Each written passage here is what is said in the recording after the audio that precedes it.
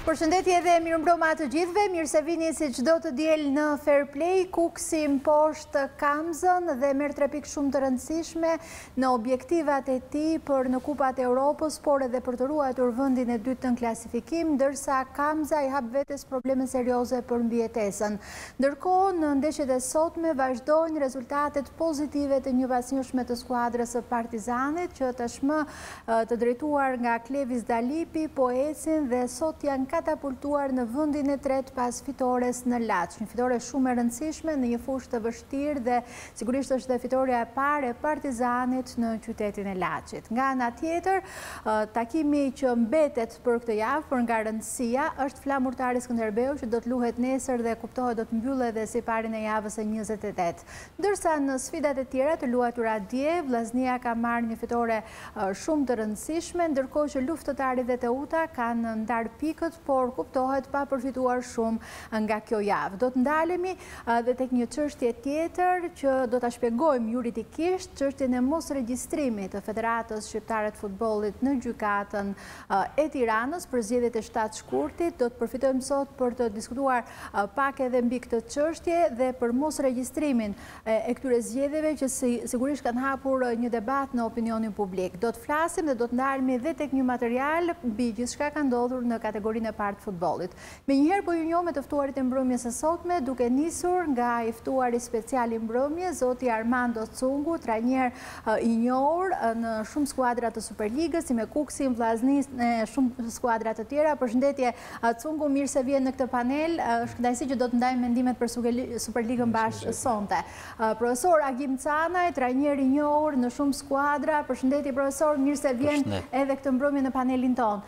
Eduard Prodani, sekretari i përgjithshëm në Federatën Shqiptare të Futbollit, drejtuesi i lartë në shumë sektorë të futbollit shqiptar. Përshëndetje Prodani, mirë se vjen në panelin ton. Avokat përparim Rama, jurist, por edhe dashamirë sporti, shpeshherë i pranishëm në këtë studio për diskutuar me ne mbi kampionatit. Përshëndetje avokat, mirë se vjen në këtë panel. Profesor doktor Enkeleida Zeko, opinionist dhe analist sportiv. Përshëndetje Gjota, mirë se vjen në këtë mbrëmje, dhe gazetari sportiv analisti Dritan Lundra. Përshëndetje Ataçi, mirë se vjen në këtë mbrëmje. Do të nisim me kronikën e ndeshjeve të sotme, do të shikojmë përgatitur nga gazetari ynë Jeton Selimi të 2 takimet e javës, por përpara regjia do të ndihmojë edhe me rezultatet. Shikojmë rezultatet e javës së 28, Vllaznia Lushnja 4-0, luftëtari Teuta 0-0, Kamza Kuksi 0-1, Laçi Partizani 0-3 dhe nesër luhet ndeshja e fundit flamurtari Skënderbeu. Shikojmë klasifikimin e përgjithshëm pas përfundimit të ndeshjeve, 4 ndeshjeve të para. Skënderbeu 60 pikë, Kuksi 51, Partizani 45, Laçi 42, luftëtari 41, flamurtari 37, zona e ftohtë e tabelës, shumë interesante, Kamza 34, Vllaznia 33, Teuta 30 e në fund Lushnja në kuotën e 10 pikëve. Shikojmë 2 takimet e luajtura sot, Kamza Kuksi dhe Laçi Partizani, përgatitura nga gazetari ynë Jeton Selimi. Shikojmë se çfarë ka ndodhur në këto dy fusha dhe në këto ndeshje që sigurisht e kanë rritur pak interesin e Superligës ditën e sotme pas atyre takimeve që janë luajtur dje. I shohim bashkë dhe menjëherë në diskutimet e para me të ftuarit në studio.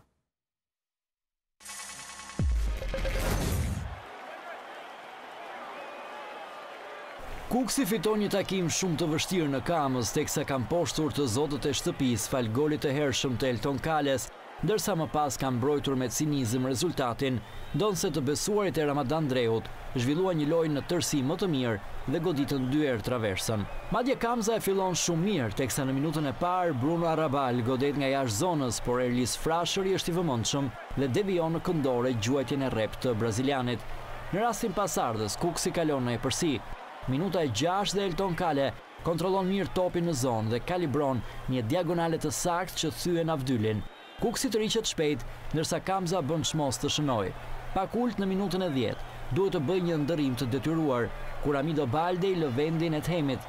Në minutën e 14, Realdo Fili ka në këmbët e tij një mundësi ideale për të shënuar, por nuk arrin të bëjë devijimin e fundit drejt rrjetës, ndërsa 15 minuta më pas, asnjë nga tifozët kamzali nuk u beson syve, kur shohin Fukuin të trondis traversën nga brenda zonës, ndërsa më pas plaku në roveshat gjuan jashtë, duke shpërdoruar golin e barazimit.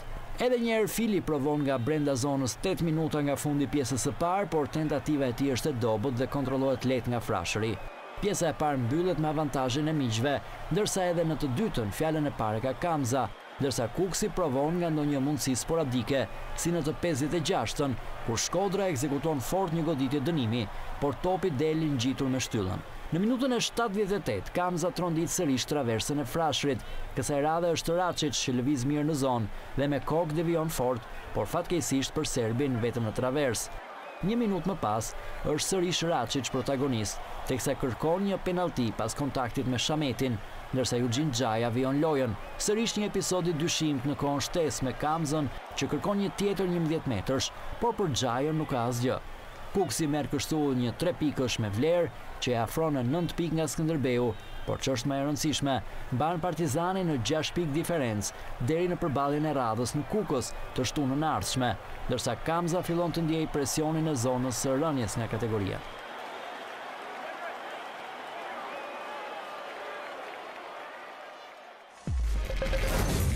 Kemi zhvilluar nesër me ndojtë mirë dhe meritonin minimali një barazim. Megjithatë, s'kam që të them, ndoshta nuk kemi edhe mirë nga ana psikologjike, por i falenderoj gjithë lojtarët që dhanë maksimumin dhe i bëj thirrje që të vazhdojmë luftën deri në fund, sepse do vinë rezultatet.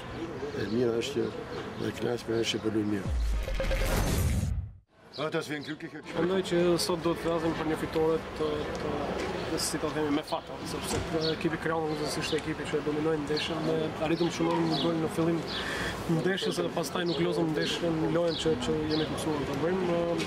Ata kishin aty dy shtylla, kështu që them një herë që fituam sot në këtë terren me fata.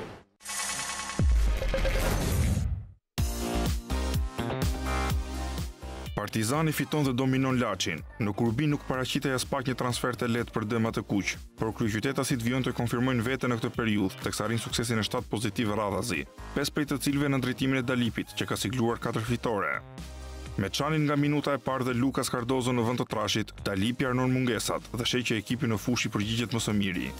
Në minutën e 6 është pikërisht braziliani që nuk shfrytëzon siç duhet krosimin e bukur të Prognit nga e majta. Laçi me Zanit e jep shkëndijën e parë në minutën e 9, kur Kallaku provon të befasoj Hoxhën, por grushton në këndore gardiani kuq. Në të 29-ën zbresin bukur Kurbinasit, ndërsa Reginaldo provon të shënojë me parabol, por gabon koordinatat.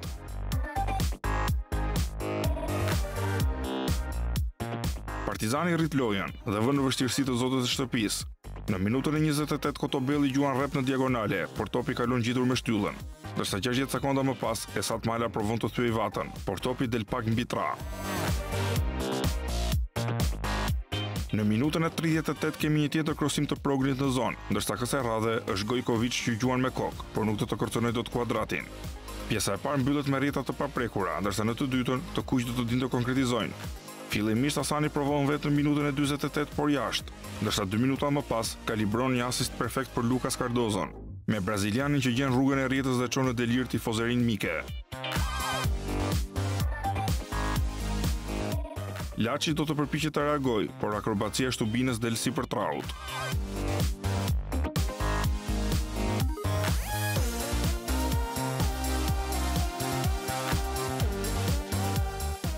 Partizani nga ana tjetër provon të vrasë ndeshjen, por Progri në minutën e 62 do të gjuhën në duart e vatës pas kombinimit të bukur me Cardozon, ndërsa 9 minuta më pas është braziliani që shpërthen pas pasimit të artë të Malës, por topi do të ndalë ngjitur me shtyllën.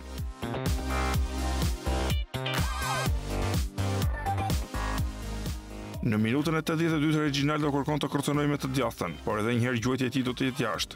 Në zbritjen e radhës Partizani nuk fal.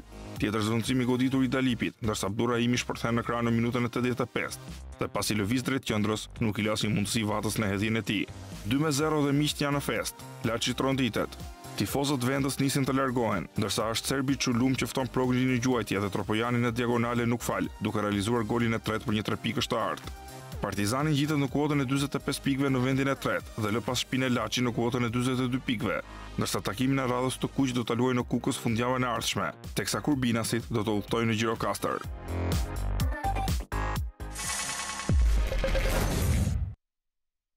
Rikthehemi në studio, ju kujtoj që mund në ndishni live në News24, por edhe në live stream në faqen tonë në Facebook Fair Play nga Enkeleida Zeko, në balkanweb.com, në News24 Albania.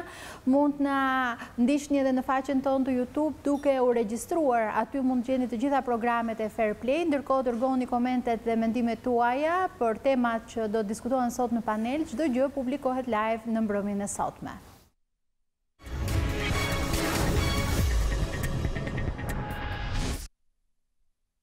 Mirë, do të nisim diskutimin për skuadrën e Kuksit, që sot kishte shumë fat Cungu për të marrë një fitore përballë Kamzës. Kamza luajti shumë mirë, por nuk arriti dot të përfitonte për të shkuar tek porta. Si e shikoni këtë moment?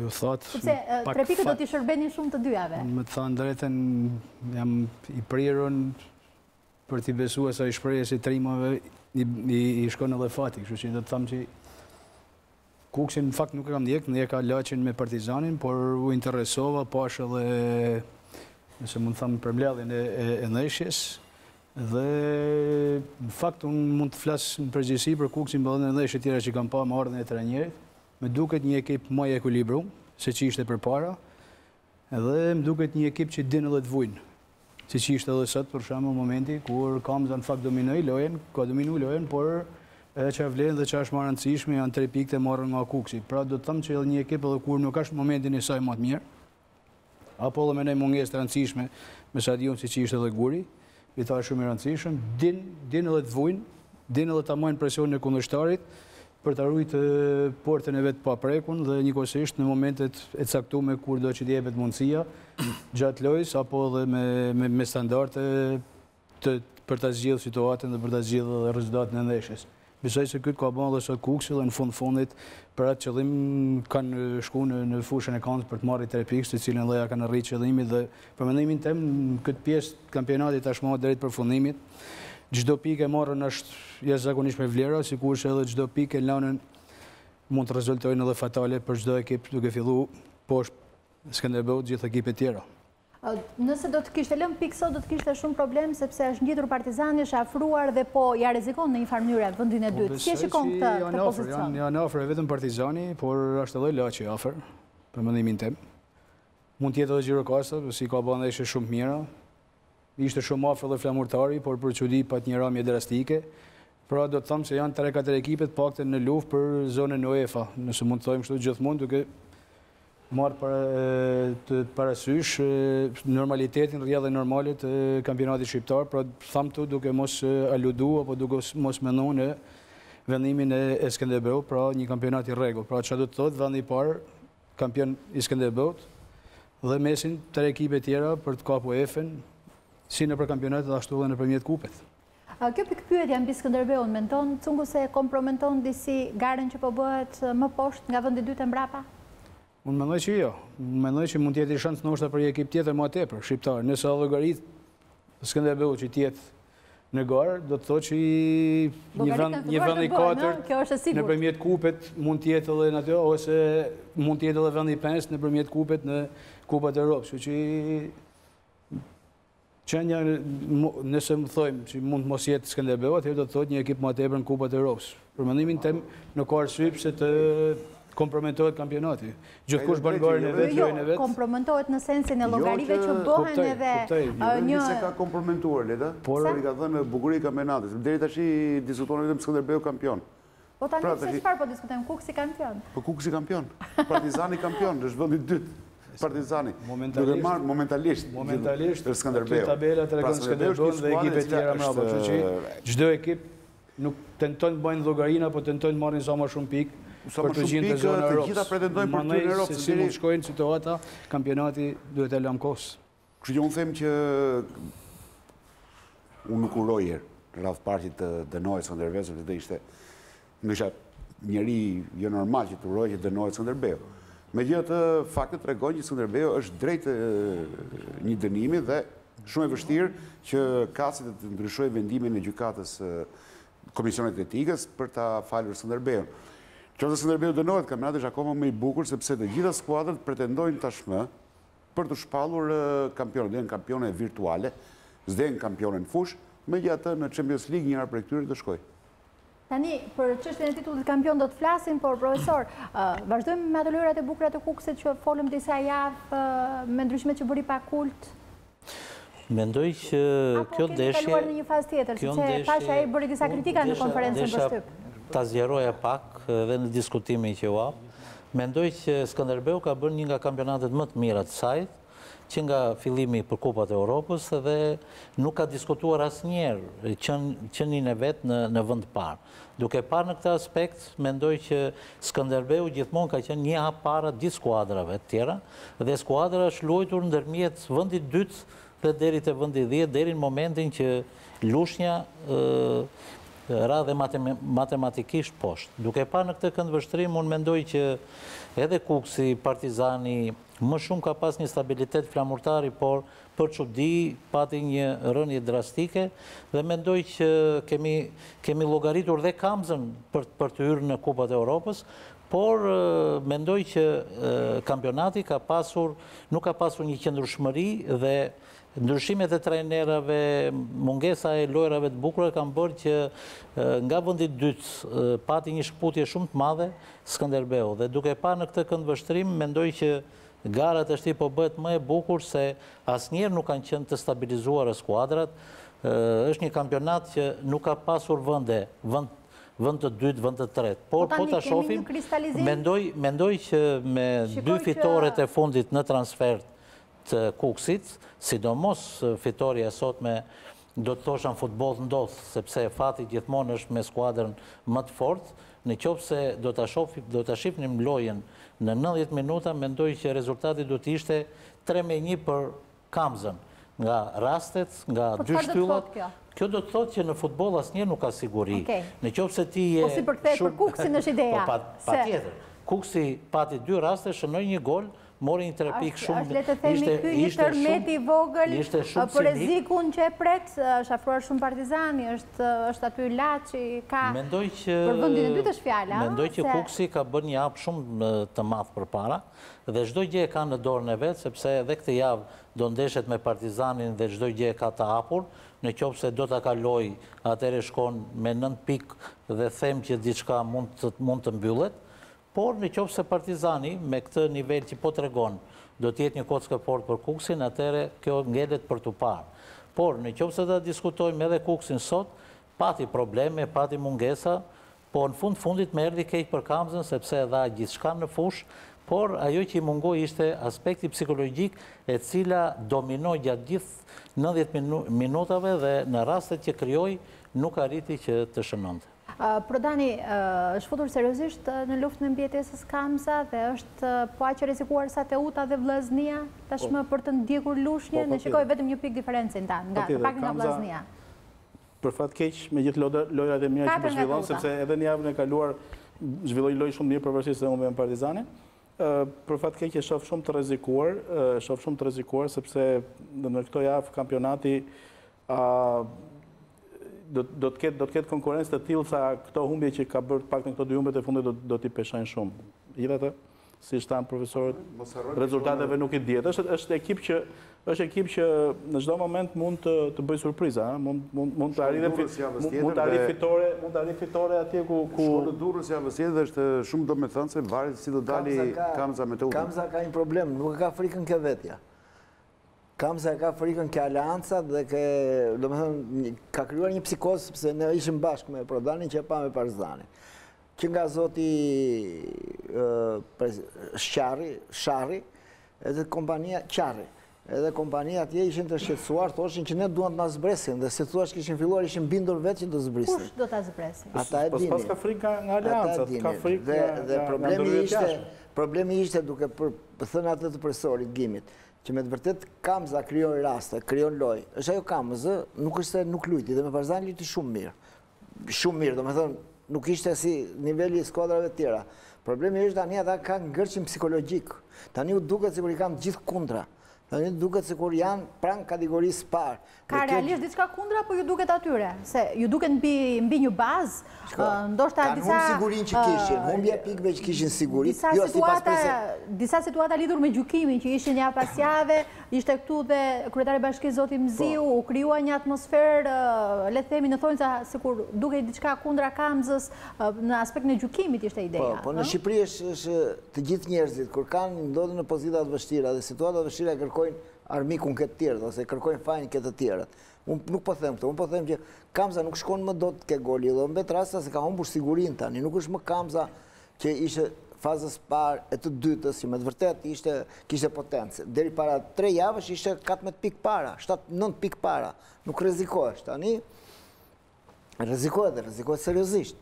Se me këtë humbje vete, shkon luan dhe në Durrës, luan dhe në Shkodër më duket, shoh që natyrisht janë dy transferta super të vështira. Gjota ka dhe diçka tjetër që mos e krijohet këtë psikologjie vet Kamza. Mos harroj që Kamza ka humbur që krijojnë vet. Ka humbur me Partizanin. Po pritme ka humbur me Partizanin. Partizani 6 e fundit ka bërë 4 fitore. Ka humbur me Kuksin. Dhe është jam normale që qoftë Vllaznia, qoftë Teuta nuk do fitojnë me Partizanin apo me Kuksin. Pra, Kamza ty e ka kampionatin. Do luaj me Lushin, si luajti Vllaznia me Lushin, pasi dihet që Lushi është totalisht e dështuar, e dalë nga kategoria, mund të qellojë një ndeshje me Gjithë do kenë ndeshje dopta dhe të forta. Po pra pikërisht. Problemi është që humbi 2 ndeshje në shtëpi vet. Po me Partizanin dhe me Kuksin i humbi. Pra ngërçi psikologjik po të thosh edhe një herë ke skuadra tashmë i rëndon, u janë rënduar këmbët, nuk janë më janë lodhur, sepse skuadra i përgjigjet dhe trajnerit. Përgjigj mëse po luan, prodhon futboll. Është një kampionat serioz, është një kampionat i gjatë. Po dëgjosh dhe intervistat e fundit të trajnerit Ndeu, që është një trajner me shumë përvojë, specialist i kampionatit shqiptar. Ai punton tek mungesa e eksperiencës, pra duhet eksperiencë, sidomos në fund, lojtarët në fund duhet të jenë të qetë. Kemi parë shumë skuadra të investuara që e kanë humbur në fund, pra s'kanë mbajtur dot ritmin, përfshirë Partizanin apo edhe në një tjetër.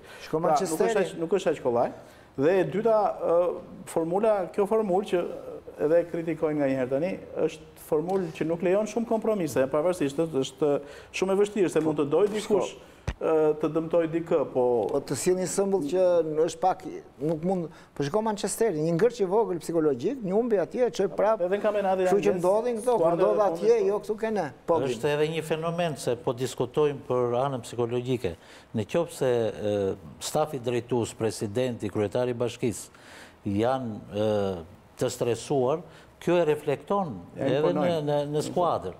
Dhe duke reflektuar në skuadër, unë e dëgjova dhe intervistat e 2 trajnerave, e jam dakord me të Ndreut që në njerë ishte një moment që mund të alëshoj të lë, do më thënë dhe skuadër, por unë, dhe dorëheqjen, por është një moment që trajneri ka një presion shumë të madh. Ai është i bindur që kjo skuadër prodhon, sepse nuk ka ndryshime të mëdha nga faza e parë, faza e dytë. Do më thënë janë po ata lojtarë, prodhojnë, por nuk kanë siguri para portës, nuk kanë siguri në repartin e mbrojtjes. Pra, thyen shpejt, pësojnë shumë shpejt golin, por e kanë shumë të vështirë të shënojnë, dhe kjo është aspekti psikologjik i një skuadre. Kur ti nuk prodhon, për të shënuar ato raste që ke, dhe duke ardhur gradualisht rëndohen këmbët, çdo lojtar pastaj hyn në atë stresin psikologjik dhe nuk merr rezultat. Por duke mos marrë rezultat, gradualisht ti persepeton poshtë edhe kjo të mbyt dhe gradualisht afrohen dhe skuadrat e tjera. Dhe më thënë, nga 10-12 pikë, erdi me 4 pikë Shkodra me skuadra që mendohet për të rënë me Durrësin. Po i afrohet. Por unë në qoftë se një gabim nesër i flamurtarit, pastaj afrohet. Ishte 3. Me Kamzën është 1 pikë. Me Kamzën po. Po pra, Teuta. Më falë, Teuta do thosha. Teuta, sepse 2 dalin.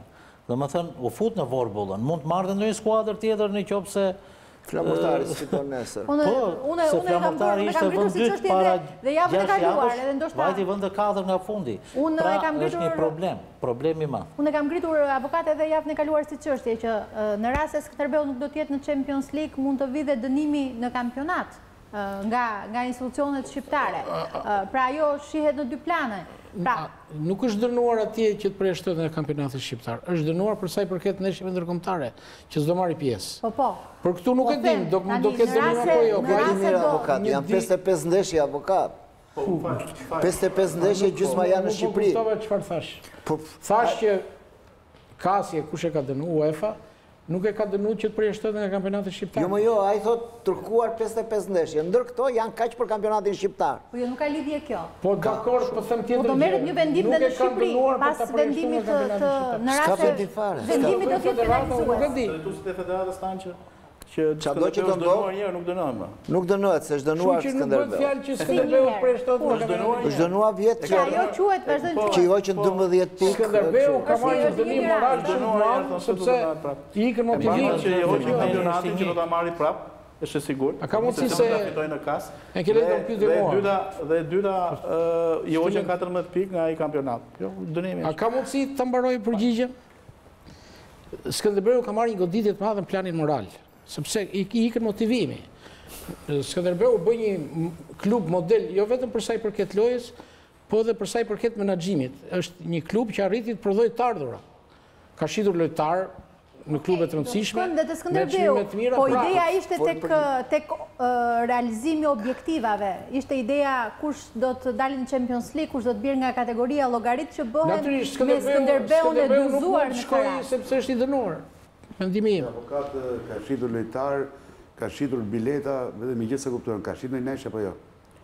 Ka siguruar të ardhurat se ka kaluar disa ture. A ka shitur në ndeshje apo jo? Tashi nuk po flasim. Fakte dhe avokatës flet pa fakte. Sepse Skënderbeu avokatës që se blej vetë.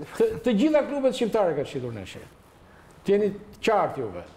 S'ka shitur vetëm Skënderbeu ndeshje, se ato ndeshje që përmenden, pra thuj një. Ja, nuk bëhet kjo punë vetëm. Shitja ndeshje bëhet nga dy ekipe.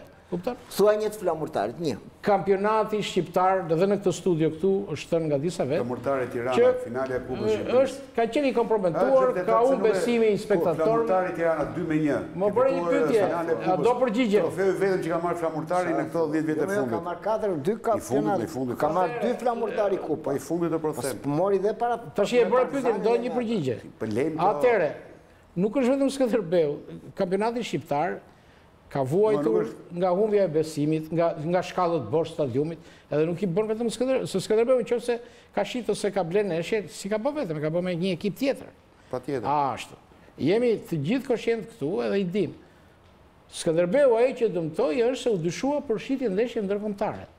Dhe atje ku UEFA ka garën e saj, që në asnjë mënyrë nuk mund ta komprometoj, atje nuk të lejon. Okej. Mirë, ndalemi këtu për Skënderbeun, se nuk dua që të thellohemi shumë, qëndrojmë te Kuksi.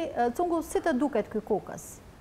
Në raport me Kuksin që ke drejtuar, me Kuksin kampion, me objektivat që ka skuadra, duket që ky Kukës ka patur shumë ankësi në këtë sezon. Si e ke parë? Në fakt është e vështirë dhe besoj se nuk duhet bën paralelizëm Kuksin që kam drejtuar me Kuksin e sotëm apo në viti tjetër. Ajo që është më rëndësishme për të theksuar si Kuksi është bën faktor i futbollit shqiptar, që nga aderimi i saj në Superligën shqiptare para 5-6 vjetëve dhe deri në momentin që po flasim sot, do të thotë që është një ekip me ambicie, me një mbështetje shumë të madhe. Dhe kur flas për mbështetje, kam fjalën për presidentin Gjici, i cili është një dashamirës dhe tifoz, nëse mund të them kështu, sepse është me shumë rëndësi të kuptojmë edhe ka president apo ka edhe presidenta tifoza. Dhe është shumë e rëndësishme që i presidenti të jetë tifoz. Pra me pak fjalë ta dojnë me zemër ekipin e vet, jo vetëm thjesht për ta marrë për qëllime apo ambicie të ndryshme apo për të përfituar në gjë. Tjetër gjë kjo punë. Pra do të them që jeton me ekipin dhe investimet e tij kanë qenë shumë mëdha këto vite. Jo, Mkoto dhe Kuksi është aty ku është sot. Pra do të them që është një ekip i cili duhet të respektuar dhe i ka dhënë tonin kampionati shqiptar të vitin e fundit, kështu që nuk më shumë fjalë për të thënë vetëm se fjalë jashtëzakonisht mirë për Kuksin. Gjici në këtë studio ka deklaruar që ju keni qenë një nga trajnerët më të mirë dhe më profesional që ka drejtuar skuadrën e Kuksit në këto vite, ka thënë këtu në këtë studio. Si keni marrëdhëniet me Gjicin? Faleminderoj për konsideratën të Cungut me Gjicin, se në atë moment ju larguat u pasi një çarje në fakt. Ja, absolutisht. Normalisht, kur largohet i njëri, nuk besoj se... Ka ndonjë hatër mbetit Ka vogël. dëshirë, nuk largohet as kush me qef, as me muzikë. Normalisht, ka largime të detyrueshme, ka dorëheqje, ka shkarkime, gjana të cilet janë pjesë e jetës edhe bashkëpunëtarit të një trajnerit. Unë realisht jam largu me mirë kuptim me presidentin Gjici dhe raporti kam masë normale, korrekte. Takohem, sa herë që kam kënë kundërshtar dhe kundër Kukës jam taku misisht me te dhe rrugë raporti e zakonisht mirë, sikur së një konsiderat shumë malle për të si president, sepse në fundit ka kënë ekipi parë jemi në Superligën Shqiptare dhe me ka dhanë mundësin që të dalë në skenë ose të afirmohem si trajner dhe besoj se duhet jemi mirë njës për këtë gjahë. Kështu që përsa i për këtë bashkëpunimin të ardhmen, asë gjahë nuk mundet me thanë asë me kur mos thuaj kur, normalisht që do t'ishte knasi edhe në erë edhe për mu, por në momentin e duhen ndoshta nuk e di. Okej, mirë, do të qëndrojmë pak tek Partizani, tek atmosfera shumë pozitive e rikthimit të kuqve. Mund ta konsiderojmë këtë një rikthim të Partizanit, vendi i tretë, fitore të radhazi, atmosfera pozitive, avokati më një herë të kërkon flasi. Është një temë që dua që ta diskutojmë gjithë bashkë. Në fundit që kam qenë këtë studio, Partizani ishte në pozita shumë të vështira. Dhe kam shprehur besimin që Partizani do arrijë me siguri vendin e dytë ose të tretë. Kur keni qenë ju avokat, sa po kishte ikur trajneri italian duket dhe ishte... Nuk ishte ikur akoma. Mund të ketë qenë java e fundit ose diçka e tillë. Dhe vërtet Partizani po manifeston jo vetëm rezultate, po dhe edhe lojë të mirë. Të paktën 5-6 ndeshjet e fundit, i ka të gjitha fitoren për shtim të një barazimi në Durrës, që mori minutën e fundit, madje kishin kalu gati 2 minuta. Partizani me këtë lojë dhe me këtë shpirt gare që po paraqit, mendoj se është në rrugë të mbarë dhe i ka të gjitha mundësit që të kapi Europën, që të futet për ndeshjet e Europës. Europën Partizani nuk besoj që do ta diskutoj. Unë dhe i Partizani po vuan në këtë periudhë kampionatit, vuan me mendjen e vet gabimet e fillimit të kampionatit. Ishte projektuar për një skuadër për të qenë kampione, projektuar me Çanin dhe Sukajn në sulm, 2 futbollistë e pam çfarë bëri Sukaj dhe mrekullin në ndeshjen e Vllaznin, vuan grindjet e brendshme, mos i mohojmë këto sepse Partizani nuk ka pasur qetësi deri përpara 4-5 javësh. Tash ai kishte fajin Moxhi, ai kishte fajin Starova, apo kishte fajin Juliano, apo kishte fajin dikush tjetër. Këto i kemi diskutuar. Fajin dikush tjetër. Këto janë problemet që Partizani ka pasur të diskutuar. Unë thash që i ka kaluar këto. Mbase, themu me mendjen time, ardhja e Olsi Ramës në krye të klubit i ka vënë pikat mbi, skuadra është e qetë dhe skuadra prodhon lojë. Mos harrojmë, kemi dhe një futbollist, mua më ka pëlqyer në gjithë ndeshjet e fundit Partizanit, Asani, i cili ka qenë një për mendimin tim promotor i lojës së kësaj skuadre. Edhe në ndeshje ishte një lojtar i rëndësishëm. Që ta lojë është shumë e rëndësishme. Partizani tash është i qetë. Nuk ka më dihej, domethënë në rifillimin e sezonit, po ta vini re Partizani humbi ndeshje në Vlorë, duke marrë penalltira, duke me tension. Tregonte më njëherë që lojtarët nuk ishin të qetë. Në Vlorë, mos ka rëndësi ajo. 4 javë të para. Nuk ka rëndësi, po flas për episodin. 4 javë të para, as një fitore 0 gola. Po pra, por nuk ishin të qetë, edhe mos shnimi goli edhe ato penalltit dhe faullet që merrin ashtu pavarësisht domethënë vendimeve arbitrare, tregoni që skuadra nuk ishte e qetë. Tashmë skuadra është e qetë, duket më njëherë, performon mirë, jep maksimumin, po fitojnë gjendjen disa lojtarë cilësorë që ka marrë dhe shoh dhe lëshmëri më të madhe të lojtarëve, për shembull, shoh Batha nuk është më Batha që ka qenë. Bile po më kujton Bathën e disa viteve përpara që ka qenë një lojtar goxha më i lirshëm dhe goxha më kontribues në sulm. Për hollësi më të specializuara kemi profesorë këtu, po mua më duket që Partizani është, dhe unë kam thënë edhe këtu që nëse do ketë episode që do ta dëmtojnë, unë mendoj që Partizani ka edhe vendin e dytë. Partizani pa të mundesa të rëndësishme. 6 pikësh nga vendi i dytë. 6 pikë. Po, javë e ardhshme është Kuksi Partizani. Kjo është ndeshja. Ndoshta kjo do të luftën e vendit të dytë nëse. Kam një mendim aty te Partizani, duke qenë se janë edhe Armando, edhe profesor Gimi këtu edhe s'po të them profesor se kështu mund ta them, po një trajner shumë i mirë. Trajner tani që është në pjacë, është në treg etj, që nuk ishte Kuksin siç është sot Kuksi. Kuksi Armandos ishte më i dobët. Atëherë, kisha një kështu gjë tjetër. Edhe në këto momente... Kuksi ishte i vogël i Superligës në atë kohë. Sa po kishte ardhur në Superligë. Nuk ishte këtë kostum që ka sot. Letarët, titujt, e gjitha do që. Kështu që ka pat punë më të vështirë. Ta mbaroj. Këtë kostum e qepi Armando. Si tjerët po e mbajnë. Tani, problemi aty është që Partizani në këto momente unë prisja që të gjithë që të thoshin, duhet të thoshin fjalë më të mira të mënyra që skuadra po punon në sulm, si pas dhe ideve që ka vetë Klevis Dalipi. Unë nuk do e them se besoj këta do thënë, duam apo s'duam, a i ka një psikologji tjetër nga Starova. Starova ishte të gjysme fushës vetë me në një kundër sulm, Klevis edhe kur humbet, apo edhe kur rrezikon Partizani, skuadra shtyhet përpara. Skuadra ka arrit gjendje, pastaj po kthehen lojtarët. Mos harroni që javën tjetër kthehet edhe Fizullaj ndoshta. Dhe skuadra u kompletua të gjitha. Ka krijuar klim shumë të mirë. Unë them që në këtë rast edhe ndërrimi i trajnerit apo ardhja e një trajneri të ri, të cilët duhet besojmë më shumë te klasa e të rive, them që i ka dhënë ka suksesin pjesën e suksesit dhe vetë trajneri, edhe stafi. Dhe do ta përmendja kisha nuk po ta vjedh tjethe, natyrisht tani ka marrë statur tjetër edhe klubi. Nuk janë më 70 këshilltarë, 30 drejtora, po është zoti Olsi Rama, vetë gazi si gjithmonë atje, po nuk është që hyn brenda, dhe kjo gjë kalon të gjithë faktorët që është mirë Partizani. Në fakt e theksoj dhe vetë një lojtarë sot që e pash, lojtari që përmënde, faktin që ndryshimi i trajnerit ka krijuar një lirshmëri tek skuadra. Me Starova më tha kishim frikë të luanim mbrapa, të izoluar pak, ndërsa me Dalipin jemi më të predispozuar dhe kemi më frymarrje, për sa i përket ndoshta të sulmit. Si e shikon profesor, ka ndikim këto apo është atmosfera që krijon ndryshimi i trajnerit që jep edhe lojtarëve ndoshta më tepër mundësi të shprehen? Starova dihet kush është, ka shumë medalje si trajner, si drejtues e gjithë të tjerë. Vlerat e profesor Starovës sepse e para duhet të rikujtojmë sepse ky Partizan u krijua nga ky staf, domethënë zoti Olsi Rama që erdhi në krye të klubit me trajner Sulejman Starovën dhe Klevis Dalipin, edhe me dy italianë që janë në staf. Dhe duke parë në këtë këndvështrim, faza e dytë është ndërtuar, do me thënë u hoqën gati 12 lojtarë, edhe 4 lojtarë në fund që u bëj një problem mediatik shumë i madh, që ishin lojtarë që kishin dhënë kontribute shumë të mëdha. Dhe t'jeni të bindur e gjithë atmosfera e Partizanit u trazua, sepse këta 4 lojtarë, edhe nga kjo e fundit, sepse këta 4 lojtarë kanë rënjë të Partizani. Nuk është e thjesht. Dhe t'jeni të bindur edhe të shumë lojtarë që nuk dhanë maksimumin. Në pak fjalë u prishëm balancat në raport me trajnerin. Kjo është ajo që duhet thënë.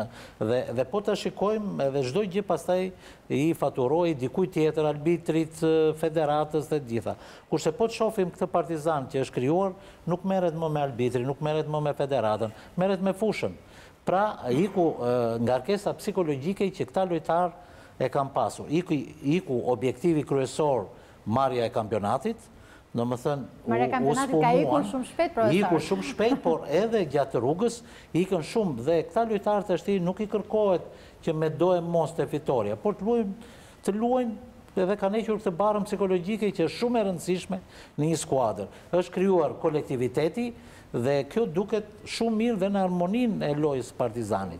Pra, çdo gjë funksionon të ashti si një skuadër dhe këtë e tregoj më së miri dhe sot që gjendja fizike e saj ishte jashtëzakonisht më lartë se ekipi i Laç. Po, shiko, në 2 nesjet e fundit të partën, të 4 golat që janë shnuar janë gola me cilësi individuale. Si goli i brazilianit me Kamzën, edhe 3 golat sot paka shumë me përjashtim të tretit ndoshta, ishin thjesht me cilësi, kemi lojtar teknik me cilësit mira, të cilët po vinë, po fitojnë gjendjen. Dhe u jepet besim, u jepet lirshmëri. Se folëm që parë për Starova, nuk është Starova është një trener shumë i mirë, jashtëzakonshëm, me një histori, me një dietë, por është një shkollë tjetër. Është një shkollë tjetër, ndoshta. Dalipi është një trener me informim me një shkollë tjetër. Cungu, është i mundur vendi i dytë për Partizanin apo përballja javës ardhshme sipas mendimit tuaj do të vendos shumë për këtë? Është shpejt të flasë. Gjithçka është e mujtur, sepse distanca pikëve ta lejon këtë mundësi. Megjithatë nëse më lejon me gjithë se nuk më takon mu si për të gjyku Partizanin, por jam përëllësisht dakord me parafolësit, por do të ashtërosh e i fije ma tepër nëse mund të thamë kështu, unë mendoj që Partizani ju prishen balancat ose organizukës që në fillim, për mendimin tem. Aty kishte ma shumë staf, nga unë që e kam pa nga lërgë, se sportista në fush lojës. Italian, pa fundësisht, trajneri italian, Moggi, ku di unë drejtorë atjerë, gjetën edhe Bebeton, ku di unë se ka Brazilia, nej për manager, plus si stafi shqiptari ishte këtu, plus si mos harrojmë se kjo prishe balancët, këtë mos organizim mirë, reflektoj edhe në ekip, ku nuk është pak të ikun shumë lojtarë cilësor, për mendimin tem ekuilibri, boshti ekipit të largu Partizanit. Tu kam fjallën për Ekuban, një lojtari cili ka majtë barën dhe peshen kërësore, dhe për mendimin tem lojtari maj mirë i huj që mund kënë ardhë Shqipëni në herë, kjo është në gjykimin tem. Pësaj për këtë kampionatit kaluam, u largu të rasa me mendimin që i për vlerën sa ka kushtu sportisti, nuk ka shfaq ato gjanët e cilet ka prit klubi, kurse për mu ka kënë një lojtar jasë zakonisht cilësor, gjithmonë me mundësit dhe me kampionatin shqiptar. Po kështu dhe Ramadani, i mesfushor me t'i pare shkatruse, që i jepi ekuilibër dhe jepi garanci shumë mirë në mezin e fushës e ekipit ti, edhe e u largu, u shite normalisht. Po, u pranua, jo te Mercato e verës, u pranua dështimi i Mercatos. Ka një diçka, një dhe një bojnë dy. Nëse do heksh një, do t'a shitsh një për interesat klubit, për bugjet e tjere, dhe jam plotësisht dakord, duhet të mendosh për zëvendësuesin e tij. Jo, o burra, hajde ti hekum se na u dha sot kjo ditë mundësi ta hekum filanin, dhe ti halap me ata objektiva që unë do të dal kampion. Si mjet nërkohë që ti nuk ke bën, nuk i kompozu ekipin për kampion. Dhe tanke barë më ndaj, natyrshëm që do të vinte trajneri. Sikurse nuk kam absolutisht edhe as i paragjykim, po thjesht flas në aspektin sportiv që trembetosh shumë huj për trajnerat huj apo qoftë edhe drejtuesat huj. Jam dakord, por jam dakord që vinë profesionista, jo njerëz që vinë me mësu dorën në Shqipëni. Pra, profesionistat të huj normalisht që aderojnë në kampionatet e tyne dhe nuk mund t'i preksh me dorë. Pra, ata që vinë në kampionatin shqiptar, o vinë për me mësu dorën edhe herë thash autoshkollë, këtu, dhe me ikë dhe me kap një ekip tjetër si reklam, ose janë dalën pension dhe s'ka nësë edhe alternativa po hapsin në vendet e tyne. Kështu në odhin është edhe me Julianën dhe jo pak trajnerën të kampionatit shqiptar nër vite. Pak të janë ata që kanë shkëlqy. Dhe vjen keq sepse mendojnë se Shqipërinë hala një xhungël, ama se në Shqipëni është akulloj me drejtues, akulloj me luajt futboll. Tu kam fjalën edhe për futbollista mediokër që kanë ardhur jo pak kampionatit shqiptar, madje edhe me shifra astronomike dhe kanë lënë shumë bedëshuar. Jo më lërë se dje, unë po shifsha Durrësin me Gjirokastën dhe shoh një Al Hasan Kudion ka luajt thotë edhe në Serie A në Itali. Nuk di çfarë thënë. Por edhe kam fjallin që këto ishin ata që prishin për mendimin me ekuilibrat e Partizanit. Sikurse jam dakord me cilin do sportist, jo vetëm Partizanit, por çdo klubi shqiptar, po me që po flasim për Partizanin, që kanë thënë të shena më mirë, gjindën më mirë, njehen më mirë, mos harrojmë se me Starovin vjet për mendimin tim ka bën kampionatin më të mirë, që mund të kemë majt vet vitet e fundit me Partizanit. Kampionat të shkëlqyeshëm. Kjo është perceptimi im. Kam pas edhe kundërshtari më i vështirë për mendimin tim për të luajtur. Dhe ka një ekip që ka luajtur në sulm, nuk ka një ekip që ka ndaj mrapa. Tu nuk jam për të bërë avokatin as Sarovs, as edhe një trajner tjetër, po një trajner natyrshëm, profesionist, as më tepër me eksperiencë duhet njohin mundësitë që ka reale në ekip. Kur ti ke një ekip me kualitet reale nga Partizani këtë sezon? Kur ti ke një ekip me kualitete shumë, do të thotë që natyrshëm do të ndërtosh lojën më tepër duke pa drejt sulmit, por duhet të kesh edhe ekuilibrin mbrapa, se jo kam 2 vet përpara që dinë me lujt mirë, janë shpejta, kanë këto mundësi në hot sportit, po s'ka kanë mbrapa. Kështu që Partizani ka bërë shumë mirë vjet fazën edhe para sulmuese, që do të thotë, por edhe fazën mbrojtëse e zakonisht një ekuilibrit, cilën edhe Starova ka. Pa ekip nuk ka ishte më si vjet. Për këtë arsye nuk jam dakord të shti për thënë të shtiena më alirshëm, sepse as zakon në Shqipëni kur des një i napin medalje, në këtë rast, sa i ki trajner o burrat e shti, janë ngarkojnë çdo të lash, çdo barë, çdo problem, ai që ka kënë, dhe të shti kena fillu një epokë të re. Sikurse duhet flasë fjalët maksimale edhe për Dalipin, për ta inkorraju djalin, sepse në fundit, po i nepet i mundësi dhe janë 5 javë 4 vitori barazim, nuk janë pak. Dhe më vjen keq Shpresoj që ti e mund gabim, po diçka në media pak të më ka tingluar në televizor, nuk e di kur kam një, që i po mendon thotë për një trajner kroat. Në fakt më duket i fije pa logjikshme. Kjo situatë kur trajneri ashtu e bën punën jo zakonisht mirë dhe nuk më duket fort normale. Mirë se kaq Partizani vështirë se mund të eci. Pra, me Klevis Dalipin. Unë e mi bindur që Partizani ka pas gjithën psikologjike. Mund bëhet, aludimi do bëhet. Ska se gjithë kejet bëhet aludimi. Problemet që do vendosen në fund. Jo me largë se mbrëmë kam parë intervjizë kur bërë në mirë në shpall kampion dhe fjale e parë që tha ju Pankes ishte ja dedikoj tha të gjithë pjesën e parë të sezonit dhe ka bërë Ancelotti. Pa mërisë Ancelotti u hoqë nga bërë një minut me ceremoni. Këhenkes nuk do vim më. Sot ka qoftë ke Arsenali, qoftë ke Manchesteri, jo janë e që mund të levizje, mund të rritë trajnjeri. Eci Mirë Gattuso, ja rritën kontratën. Klevis Dalipi për ecën jashtëzakonisht mirë. Jo, se kur u vendos Dalipi nuk thaj që është një trajner provizor. Thanë që do ta drejtoj ky deri në fund sezonit. Deri në fund sezonit. Deri në fund sezonit. Ta ludohet që tani kur sezoni ka dhe një fazë, jemi në fund sezonit tani. Ta ishim trajnerin, duhet mendojmë për ta hequr. 8 javë, edhe 8 javë do jetë ai trajner. Pastaj mas 8 javësh vendos klubit. Mund vendosi Kroat, mund të mbaj Dalipin. Kjo është problemi vetë në klubit. Nuk ka normale, je drejt një objektivi që tenton me arrit, dhe ti del media, nuk e di, shpresoj që ti dhe gabum, ose thash e them mediash, por këtë e kam një me të dy dhesht një, dhe për vitin tjetër. Nuk është mirë ti t'inglojnë trajnerit kur është valën e punës, kur bën shumë mirë punën, nuk e di.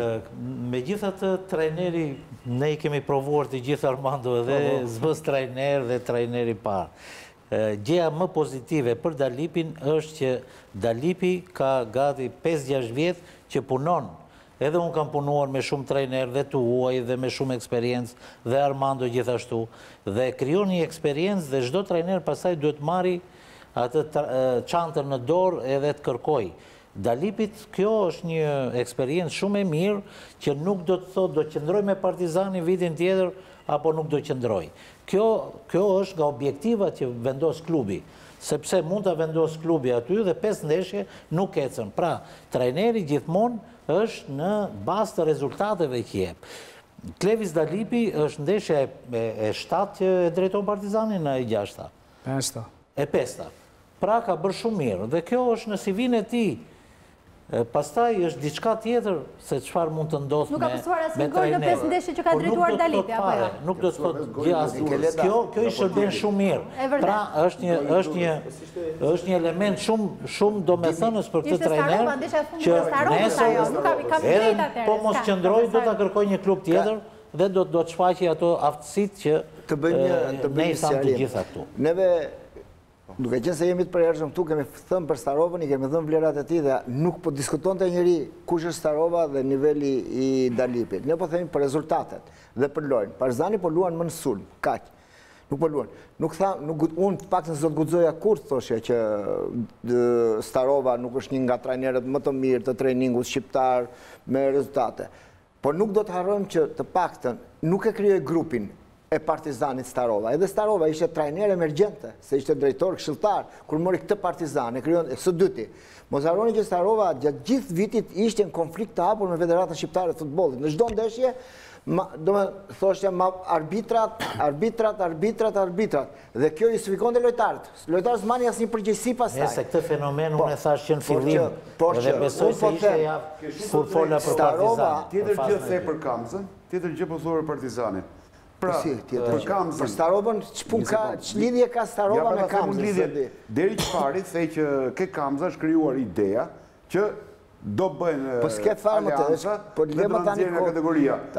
Tash i ke Partizani thua që Starova... Nëse trajneri dhe thotë që ndeshën ma vodi arbitri, ke gojë t'i kërkosh lojtarëve? Si kam gojë t'i kërkosh lojtarëve? Qa do të thush lojtarëve kur ndeshën ma mori arbitri? Ti ke qenë zëvën shtypit. Po ju më po të pyes, qa do të thuash? Ju më thuaj ti. Qa do të thuash? Jo, për trajnerit, mos e thuajme. Po pra po qëto ndeshën, ke dëgjuar gjithë konfliktet e Partizanit me Federatën. Jo me konfliktet e Partizanit me Federatën. Konfliktet e kishe Starova njërë me tifozët. Donë atje Bobi ik. Bobi zoni zëndy. Gati për të nxjerrë kampion. tifozët kush i nxjerrin tifozët? Unë po thoshja që unë s'do të guxoja kur të thoshja të ulja, apo të vija ndryshim, apo të vlerësoja Starovën. Starova e ka merituar me punë e vet, është legjendë e Federatës, legjendë e Partizanit, i ka marrë gjithë çmimet dhe i ka marrë pas punës që ka patur. Por nuk ishte ekipi vet, dëmtimet i kishte të pafundme, dështojnë në sulm me Çanin, kështu që që në organizim por nuk kemi thënë në infjellje në këtë studio, nuk është thënë që Starova psikologjikisht jo vetëm që nuk e ndihmoi Partizanin, por e dëmtoi psikologjikisht plas gjithmonë, sepse lojtarët në fushë pa ata ishin. Çështja e Starovës, sipas mendimit tim, është që Starova nuk është asnjëherë thjesht në atë pozicion që ka. Starova ka qenë gjithmonë diçka e ndarë midis trajnerit, këshilltarit nuk bëhen. Trajneri është trajner. Në momentin që trajneri, jam dakord me atë, në momentin që trajneri fillon dhe merret me çështjet pastaj të arbitrit, është e gabuar, pavarësisht se edhe mund të ketë drejt, po është e gabuar sepse si pasoja ne në kampionatin tonë, ne në kampionatet tona kemi pasur shumë raste të tilla, s'është i pari Partizani. Vlora, tipike. Në tensionet që krijoheshin skuadër, merrnin në qafë ose dëmtonin skuadrën.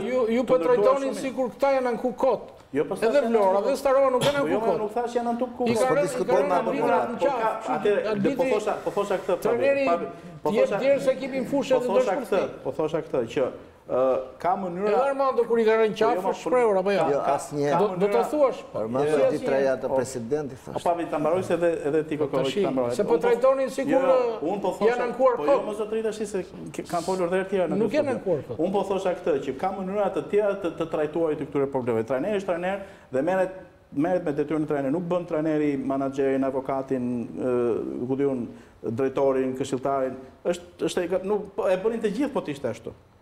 Trajneri është trajner. Shiko, kjo puna e ndërrimit trajnerëve me emër pa emër, unë po sill shembullin e Tiranës. Që Lirdaja, që s'kishte trofe sa Mirel Josa me Skënderbeun, që nga Tirana, shkojnë Korçë u bë kampion. Mireli s'mori 2 pikë të shpëtonte skuadrën. Po të merr, profesor, nuk mori 2 pikë Mireli, unë nuk e shoh se po kanë probleme Tiranës apo Romi në dytën Mireli. Po s'mori në situatë të përgjithshme në klub. Në cilën e qovin... Po jep dorejë më zonjeri, jep dorejë. Dorejë që varet si kanë qenë rrethana. Merit fatkesisht i meti në dorë, po. Gjode po ta them unë. Po, prandaj për ty e kisha, se kisha për të. Gabimet më të mëdha, thot Mireli, personalisht, është që nuk vash dorejë nga Tirana. S'kisha të bëja në ato momente. Se Ipte se donte Tiranën, kjo është tjetër. Se Ipsha nuk i jepja dot nga rrethanat që u krijuan, por duhet ta kisha dhënë dorejë. Tirana ka dalë kategorinë 2 vjet. Për histori tjera. Marrëdhënia me Partizanin këtë sezon dhe sa të vërteta janë ato lajme që dolën për një bisedë për të drejtuar Partizanin. Në bazë të këtyre ndryshimeve të shumta që janë bërë këtë vit. Sinqert, ka pas dëshira për personave të ndryshëm brenda klubit, ndoshta edhe me influencë, gjatë cilën mi kanë shprehë edhe mua edhe sezonin e kaluar. Kur kena pas kontaktet normalisht ndeshjet vllaznia Partizanin si në Tiranë dhe në Shkodër, por asgjë zyrtare, dhe sidomos fjalët e fundit ku po thuj se gazetat mbanin trajner Partizanit, unë edhe mrapa kuintave ju thash një shprehje në Shkodër ku thojnë tenusja hajnë e pinte dhënë rregja nuk din, kështu që unë realisht nuk kam pas as edhe një lloj kontakti si puna e trajnerit zyrtar, kështu që s'kam as edhe një gjë për të komentuar më tepër. Okej, mirë, me këtë batutë të cungut do të shkojmë publicitet, rikthehemi shumë shpejt, kemi shumë çështje shumë të bukura dhe shumë interesante për diskutuar sot në mbrëmje.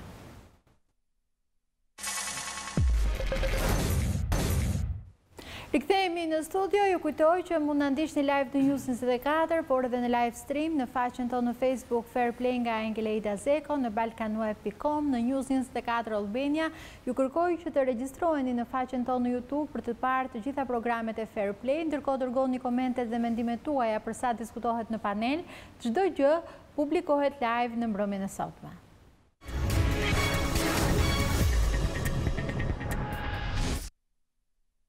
Do të ndalemi pak tek shpjegimi nga ana juridike, por jo vetëm i çështjes që është diskutuar shumë së fundmi, mos regjistrimit të zgjedhjeve të 7 shkurtit në gjykat. Vendimi në fakt është bërë publik tashmë dhe kuptohet që ka disa ndryshime nga ajo që u paraqit dhe u diskutua këtu dhe javën e kaluar edhe me prezencën e përfaqësuesve nga Federata e Futbollit, por edhe të panelit që ishte ishte i ftuar në këtë studio, por ne do të parim sot edhe mendimin e avokatit Rama, juristit që besoj e ka parë vendimin e gjykatës, besoj e ka ndjekur dhe është në dieni të këtyre çështjeve. Ç'mund ta thoni avokat në lidhje me këtë vendim gjykate dhe si mund të veprohet tani, në çfarë situate ndodhet konkretisht Federata e Futbollit? Do më lejosh të them dy fjalë për përshtypjet e mira dhe gjithë procesit zgjedhor, që një proces zgjedhor shumë i mirë, me garë, solli njërisi, solli garë, pat dy, se kandidati i tretë mori 0 vota, nuk ja vlen përmendet, po pati dy kandidat të cilët dhanë platformat e tyre, kishin avantazhet, disavantazhet, pati një garë që për mendimin tim e ruajti etikën me përshtim të ndonjë rasti, por nuk u morë parasysh vërejtja e madhe që disa anëtarë të asamblesë nuk ishin të legjitimorë. Unë e kam thënë këtë dhe me kolegë tjerë dhe kam përshtypjen që kam thënë dhe Edit, që po gabojnë që po fusin në asamble për të votuar shoqata të cilat nuk janë të legjitimore, nuk kanë personalitet juridik, i themin e në gjuhën tonë. Sepse Armando Duka mund të fiton të garën dhe pa ato, për shumë shkaqe, por me gjithë se në federat ka një grup juristësh shumë të mirë, të nivelin nga më të mirë që ka dhoma avokatisë të Tiranës, nuk e di pse u shpëtoi ky moment e në vlerësuar. Një nga argumentet që thuaj gjatë garës thuaj që gjykatat herë të tjera me gjithë se kanë votuar këta e kanë legjitimuar. Gjykatat në përgjithësi kur vjen puna ke shoqatat, ke këto nuk është se japin një rëndësi të madhe, nuk bëhet gjyqje palë, bëhet një kërkesë, regjistron zgjedhjet mirë, po duke thënë ka qenë këta gjykata nuk mund nga bënte përsëri. Kur ky bë një problem i madh, u kombëtarizua, si thuash, atëherë gjykata e gjykoi drejt çështjen. Pra ju thoni që gjykata deri në këtë moment ka gabuar me regjistrimin e zgjedhjeve. Padyshim që ka gabuar, edhe herë të tjera. Ka qenë neglizhente, nuk i ka dhënë këtë rëndësi, nuk e ka ditur që këto shoqata janë të paregjistruara. Dhe është bërë një kërkesë pa palë kundërshtare, gjykata ka konfirmuar zgjedhjet. Por duke thënë këtë, atëherë gjykata është menduar mirë. Unë po të them që gjykata që ka pas çështjen është gjyqtar me shumë integritet, dhe unë kam parë vendimin, ka bërë një vendim shumë të hollësishëm, shumë të arsyetuar dhe për mendimin tim shumë të drejtë. Nuk e ka zgjidhur çështjen, nuk e ka refuzuar kërkesën, por ka kthyer aktet. U ka lënë kohë dhe ka thënë, duhet po marr vetëm pjesën për zgjedhjet, sa aty e ka trajtuar gjithësisht që kur është regjistruar në vitin 2001 si shoqat. Pra, Federata e Futbollit vepron si një shoqat private, jo fitimprurse. Dhe i nështrohet ligjit për shoqatat. Dhe ligjit për sportin kur është krijuar. Dhe ka thënë, mos sill dokumentet e gjithë anëtarëve që vërtetojnë personalitetin juridik të tyre. U ka lënë një afat nga data 12 deri në datën 26 shkurt, mos gaboj. Apo mars, po. Këta i kanë quar, po jo ato që gjykata ka kërkuar, dhe gjykata ka kthyer aktet. Pra nuk i ka regjistruar. Mund edhe të refuzonte kërkesën, të arzonte. Nuk ka bërë këtë hap drastik, por i ka thënë kthimi i akteve në kupton pushimin e çështjes dhe nuk e hiq të drejtën federatës që të bëjë një kërkesë tjetër. Por ama përsëri aty do dalin ngërshi që disa nga federatat nuk kanë pas personalitet juridik, ose edhe nëse kanë pas në momentin e votimit, janë regjistruar. Disa federata, disa nga shoqatat, jo federata. Shoqatat, më se the disa nga federatat. U shpreh gabim. Pra disa shif çka ndodhur. Disa nga shoqatat s'kan të regjistruar fare. Një pjesë edhe pse janë regjistruar mbasi i kishin dhënë të drejtën delegatit të shkonte pa e pas personalitetin juridik, brenda fatit 19 janara kur kanë qenë zgjedhjet, kishte dhënë. Pra kanë qenë të 12 shoqatat kanë qenë pa personalitet juridik, nuk kanë qenë legjitime. Dhe gjykata me që ky diskutim mori për masa të mëdha. Shifrën se ka shumë të saktë. Me që u denoncua edhe nga kandidati Fino dhe nga përkrasit e tij nga gazetarët, u denoncua në emisione, atëherë gjykata e pa me shumë vëmendje. Tani si është situata me këtë vendim, si vepron institucioni pas këtij vendimi? Institucioni ka të drejtën që t'i drejtohet përsëri gjykatës, nuk është rrezu kërkesa, por gjykata... Pra nuk shkon në apel për këtë vendim? Jo, s'ka pse të shkojnë në apel, sepse gjykata ka kthyer aktet. Atëherë, mund të shkojnë në apel ata, por apelit të njëjtën qëndrim të mbaj. Mund të shkojnë në apel për kthimin e aktit. Brenda 5 ditëve, në dijenin time nuk e kanë bërë ankimin. Atëherë, kjo do të thotë që nuk është rrezu kërkesa, por ka të drejtën të shkojë prapë. Mirë, po si mas procedurave që ndjek gjykata, çështja i bie të njëjtës gjyqtare. Po kujdo gjyqtare që të bjerë të njëjtën kërkesë, do thotë, mos sill vërtetimet për të vërtetuar personalitetin juridik të antarëve të asamblesë. Dhe në qoftë se nuk e ajo shpall pa veshë në mënyrë të pa diskutueshme. Në këtë moment që është kjo çështje pezullimi, le ta quajmë kështu. Çfarë të drejtash ka institucioni? Ata janë pa legjitimitet, nga presidenti, nga antarët e komitetit të ri janë pa legjitimitet, janë pa legjitimuar. I vetmi person sot që ka drejt firmë vul atje është sekretari përgjithshëm. Unë po flas për mendimin tim dhe dua të shpreh diçka tjetër që mos krijoj keq. Unë nuk kam qenë krejtësisht indiferent, unë sado s'përdashës jam, se kush do zgjidhej. Për mua, edhe për Armandon kam shumë respekt, edhe për Bashkim Finon, aty kanë arrit akuzat nga jeri deri në absurditet, por ishin gjëra që kaluan, ata në fund i dhanë dorë njëri tjetrit, për shembull për të qeshur një çik, një nga akuzat që u bë Finos është në kohën kur ke qenë kryeministër, ja vrar 3000 shqiptarë etj. Bashkim Finon u vu me konsensus nga të gjithë. Ka drejtu, është një njeri jo konfliktual në politikë, për gjithë të obite, pak të si që njofim ne, e tjerë, por tash nuk du t'i futem këtyre debateve, unë po flasë që këshu thot ligji dhe ky është ligji shqiptar. Si duhet të veprohet gjatë kësaj periude? Gjatë kësaj periude, që është të themi kjo... Në qoftë se gjykata dorëzoi kërkesën për regjistrimin e zgjedhjeve, për regjistrimin e të zgjedhurve të presidentit dhe antarëve të komitetit drejtues të tjerë, e nuk e regjistron gjithë procedurën e zgjedhjeve, ata janë pa legjitimitet. U kanë mbaruar mandati dhe janë pa legjitimitet. Ose që ta themi shqiptarë janë pa ligjshëm. Nuk mund të vendosin Precedenti në Republikën e Shqipërisë është ky. Komiteti Olimpik Shqiptar ka 20 vjet që kërkon të regjistrohet dhe tash para një muaji është bërë. Ata kanë funksionuar normalisht sepse i njifte COE, andaj ma tanë, dhe ata vazhdojnë veprimtarin dhe të pa legjitimuar. Me gjithë një akë që thotë që ta janë pa legjitimuar nga gjykata dhe këta... Komiteti Olimpik vepron me minimumin e vetë, vetëm paguan rrogat dhe asgjë më shumë. Sepse, pikërisht sepse është i paregjistruar. Tanin, unë po them precedentin, nuk ka rëndësia. Po precedenti nuk shkon logjika pse veprojnë ata, veprojnë këta. Në Shqipëri s'ka një ligj tjetër që Komiteti Olimpik nuk është kapur një diskutim kaq i madh, kaq i ndjeshëm. Kemi folur këtu për çështjen e ligjit sportit, kemi diskutuar dhe çështjen e kofshit. Po jo, legitimiteti që thua ti. A erdhën ata burrët e botës, no? Urdhra UEFA-s, a erdhën ata burrët e botës? Jo, FS ka probleme gjykata. Po thua, unë nuk e kam iden se si vepron Komiteti Olimpik. Nuk jam përgatitur ta them këtu. Po nëse Komiteti Olimpik nuk është i regjistruar bën gabim, duhet të regjistrohet. Erdhën, mbaruan. Po ka funksionuar 20 vjet më i pa regjistruar. Se nuk është se doli tani. Vetëm ta rrezonin se rrezuan dot. Nuk e di, vepron si shoqata, është pjesë e ministrisë. Nuk e di, nuk jam jo kompetent për të thënë. Jo, nuk e di si është i organizuar për këtë. Është varësit Ministrisë Kulturës. Avokat, mos regjistrimi i gjykatave, i shoqatave, nuk është se doli sot. Ajo gjë dijej.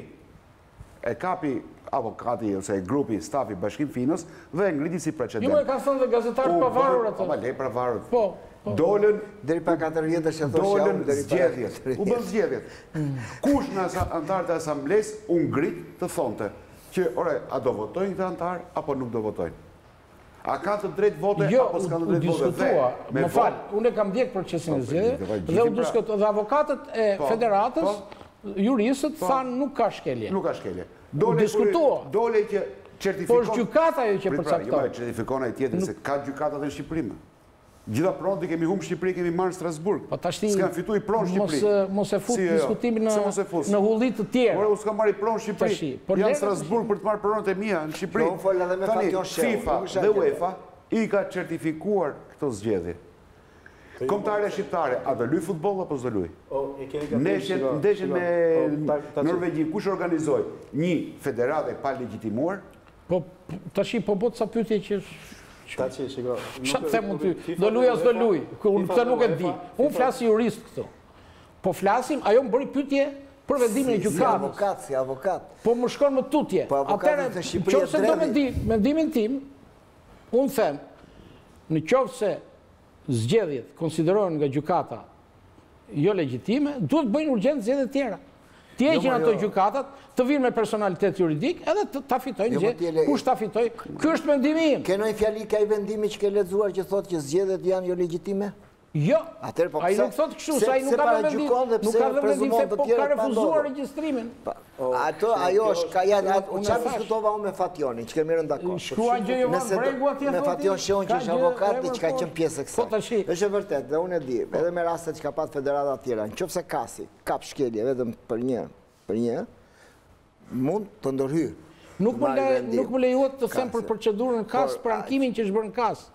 Dhe qatë tagri ka kasi më tepër. Gjykata nuk urdhëron shoqatën që bëj zgjedhje. Gjykata ka tagrin të refuzoj regjistrimin. Thot, nuk është i rregull, po jo të urdhëroj të bëj zgjedhje. Kurse kasi e ka, madje kasi ka mund të edhe të gjobis, edhe të shpret, të bëjnë zgjedhje dhe jo me këta njerëz, me njerëz tjerë. Këtu është ndryshimi, tagri që ka kasi, ka shi federatës sepse ka një varësi të dyfisht federata. Kasi shqiptara, po kasi ku është kandidatin tjetër, Zoti Fino, është ankuar për paregullësi zgjedhjeve. Edhe kasin Shqipëria ka këtë të drejtë? Pa tjetër.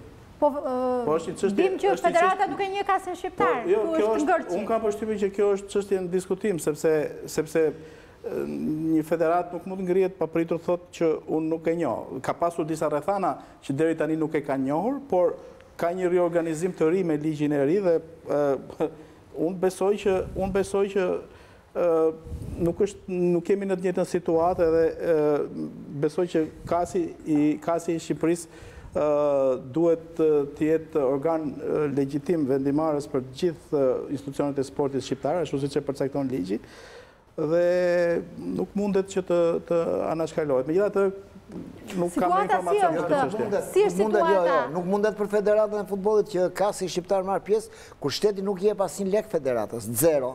O gjote, këto janë diskutime, këto nuk janë... Prandaj federata thotë unë s'kam një lidhje me ata. Mos e thuaj këtë ti, që shteti jep zero lek, se e ke gabim. Se me ligj, shoqatat kanë të drejtë të marrin edhe nga shteti. Që është bërë, që dhe njerë. Po që kur keni qenë Enkeleida, nuk e ndalon ligji, ka mundësi se sektorin tim këtu. Po jo s'jem fare. Kur flet për futbollin atje, je para meje. Këtu je ke sektorin më të gjë mua. Se ai ka qenë kur është marrë ky vendim që federata ka thënë nuk e njoh. Shoqatat, të gjitha burimet e financimit, i thot ligji se vetëm mos janë të paligjshme. Merr nga individ, nga fondacione tjerë, merr dhe nga shteti. Edhe një shoqatë e thjeshtë. Jo futbolli s'merr ka financime nga shteti. Merr që ç'ke me të. Sepse edhe kur vjen puna për ndërtu stadium edhe kontribon dhe shteti. Edhe pra, Federata Shqiptare e Futbollit nuk është një institucion i pakontrollueshëm. Madje me shteset e reja në ligj, edhe shoqatat jo fitimprurse, me që kanë të drejtë bëjnë veprimtari ekonomike, kontrollojnë që ç'ke me të nga shteti. Edhe për veprimtarinë ekonomike të tyre. Kjo është një temë tjetër, a mund ta vazhdojmë diskutimin për çështjen e regjistrimit gjykatës? Mund të thuash që s'ka drejtë shteti mund të ndikojë politikat fusionundët për të hequr për të bërë reprezalje, por jo se nuk ka drejt kontrolli. A mund të them unë mendimin tim? Prodani, meqense ne diskutuam dhe javën e kaluar ndoshta pak më gjerësisht, kemi ndonjë ndryshim apo ka diçka që nuk e kemi evidentuar edhe javën e kaluar mbi duke u referuar edhe vendimit të gjykatës? Nuk e besoj se ka ndryshime, ka pasur thjesht interpretime në media, ai sa kam ndjekur unë të kësaj çështje. Sepse është thënë nga ana federatës që kjo s'përbën asnjë problem, thjesht duhen plotësuar disa dokumenta të tjera dhe çështja do mbyllej. Ashtu tha, nga zoti Dervishaj. Ndërkohë që unë nuk besoj se është plotësisht kështu, për këtë arsye, e kapi pak dhe avokati, sepse nuk është çështja se federata, unë nuk besoj se federata ka neglizhuar gjykatën dhe nuk ka çuar atje dokumenta. Federata nuk ka pasur dokumenta të çojë. Sepse ose ka çuar dokumentat që nuk provojnë atë që gjykata ka kërkuar të provojë, pra rregullshmërinë, ligjshmërinë e anëtarëve të Federatës Futbollit dhe për pasojë të delegatëve që kanë ardhur dhe kanë votuar. Kështu që dhe këto janë gjëra që janë thënë gjatë fushatës, janë thënë edhe pas fushatës. Për mua nuk përbëjnë asnjë lloj surprize, ndoshta përbëjnë për juristët e Federatës, por unë besoj që Federata është në një moment të vështirë.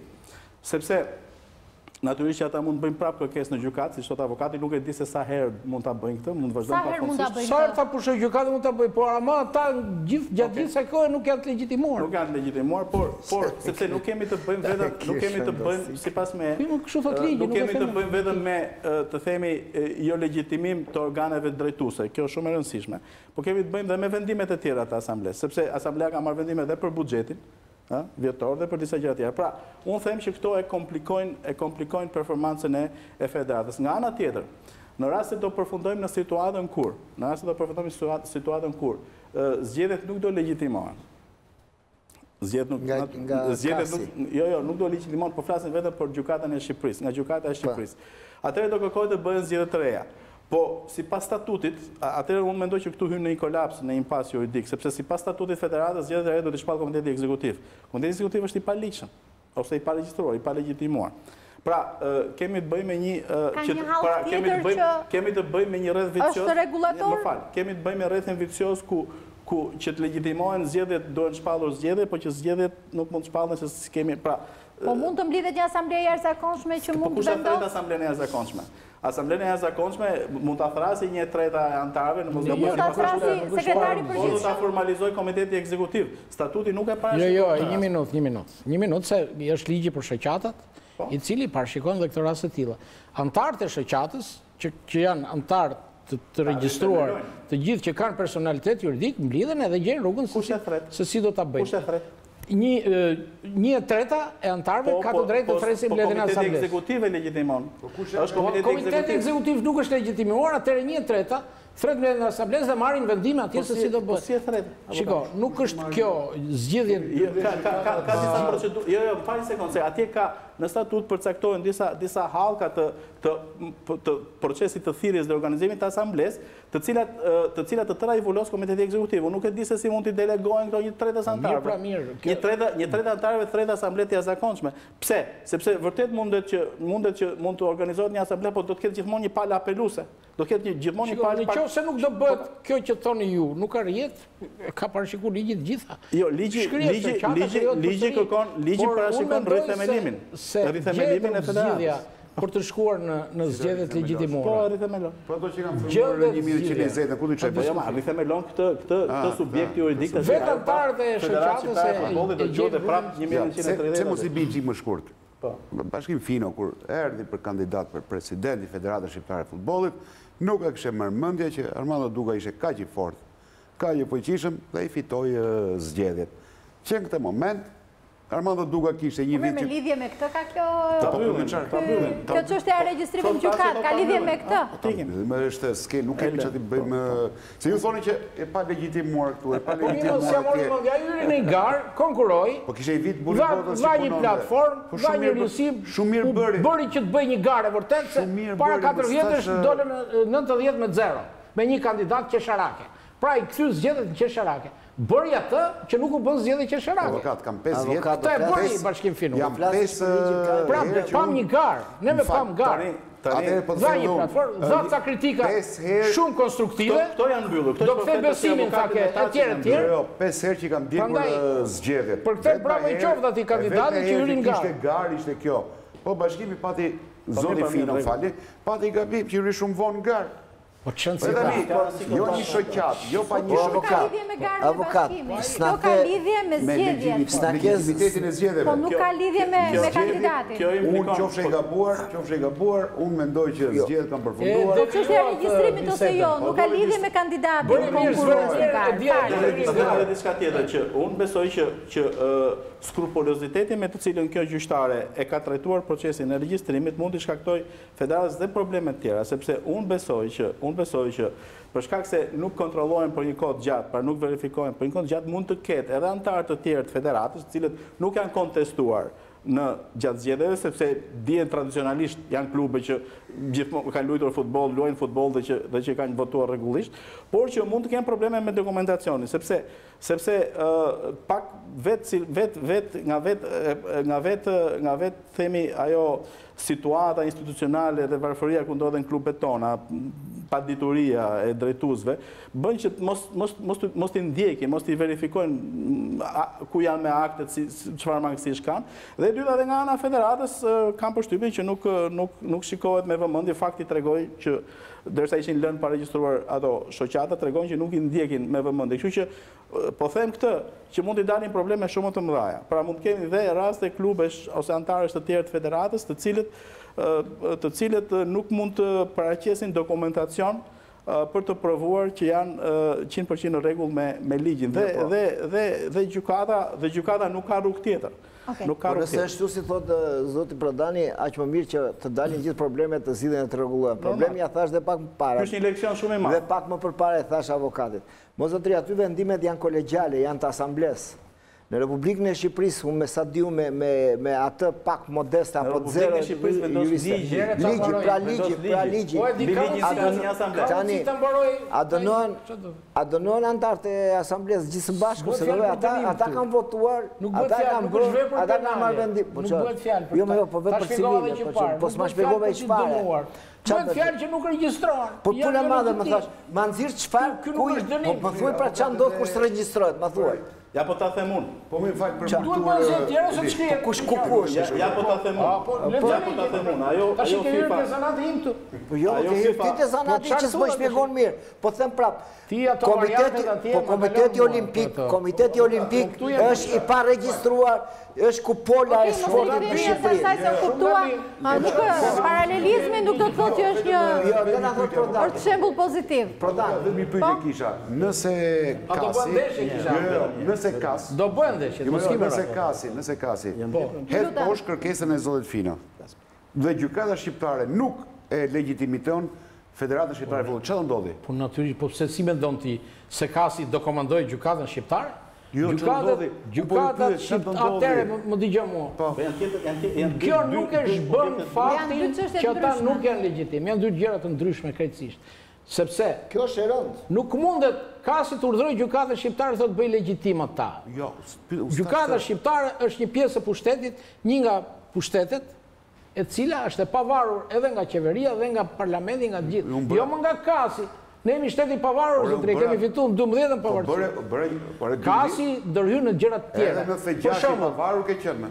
Mos i gatro gjëra. Edhe 2006 i pavarur ke qenë, po të erdhi të solli me 3 vjet kuqe. Ka mundësi se ti edhe pyet edhe flet vet. Po të pyes për nëse kasi. Atëherë më dëgjoj mua. Se preve fjalën dhe problemin. Kasi nuk të lën që kryeministri i kohës kush ishte donte të hiqte atë Eduard Dervishin e ta zëvendësonte, ndërhyri rreptësisht dhe tha nëse ju bëni veprime të tilla, ne përjashtojmë direkt Shqipërinë nga gjitha etj. Kasi nuk lejon që qeveria, politika të futet në federat, të bëjë emërime, të jap urdhra etj. Këto nuk i lejon, e ka politik shumë të fortë që nuk lejon politikën. Kasi, FIFA dhe UEFA. UEFA, domethënë, organizata se kasi gjykat. FIFA dhe UEFA nuk lejon. Pra, në rastin konkret, ata nuk kanë legitimitet ata. UEFA, ti thot gjykatës shqiptare që juve keni gabuar, duhet veproni kështu. Ose ta injoroj një vendim gjykatës shqiptare. Atëherë po them dhe diçka tjetër. Po kupton pyetjen time edhe një herë. Por gjykata vetëm nuk të regjistron. Zoti Fino ka bërë... Po qa? I që po abili, thotë. Ajo se regjistron, kjo ja dërgon. Ajo se regjistron, kjo ja kërkon. I që po abili, thotë. Edhe gjasaj koj, shoqata të bënd të liqme, në gjitha i bënd të liqme. Zhytet më thellë në situatën problematike me ligjin. Si, duke më qëndruar e për regjistruar. Zoti Fino ka bërë kërkesë në kasë. Po jo me leksion s'ke pse bën juridik, unë po të tre. Po jo më po s'ua thua mirë dëgjuesve, po nuk po ja thot mirë dëgjuesve. Po të them çfarë. Gjoda, nuk është e thënë që ta çoj ullirin aty ku do ti që të jetë qartë për shikuesit. Nuk është ajo, nuk është ai synimi. Ka dy gjëra më është drejtësia e zakonshme civile, ajo që edhe me cilën ku duhet jenë të regjistruar të gjithë dhe cila përcakton legjshmërinë, është drejtësia sportive. Janë dy gjëra krejt të ndryshme, por unë po ju them këtë, që fakti i të paktën për momentin i mos regjistrimit nga ana e gjykatës të zgjedhjeve është një fakt jo pak i rëndësishëm për Kasin në shqyrtimin e çështjes apelit të bërë nga zoti Fino. Vendimi gjykatës e ndihmon Fino në çështjen e tij që ka në kas. Po sigurisht. Tani un po them edhe këtë diçka tjetër që mos e harrojmë që nuk është vetëm çështja e shoqatave. Kemi të bëjmë që diskutuam pak derën tjetër. Kemi të bëjmë me çështjen e zgjedhjeve për komitetin ekzekutiv. Është provuar në media, këtu kishte një kandidat të dëmtuar drejt për drejt erën e kaluar, që votat nuk janë numëruar në mënyrë, ose paktën... Ka një ankesë për këtë? Ankohet, jo, me sa kuptoj, unë s'ka ankesë për këtë, me sa kuptoj, nuk ka qenë problem në këtë. Nuk ka qenë problem. Por, unë kam përshtypjen që këtë mund të avere, sepse gjykata nuk është edhe noter, po t'ishte do të shikonte paregullësi. Gjykata do kërkoj edhe proces verbalin, me sa pash ishte në listën e kërkesave, pra proces verbalin e votimeve. Pra, edhe këtu gjykata mund të konstatoj paregullësi. Kjo është një arsye tjetër për mosionin. Gjykata shefanën formale.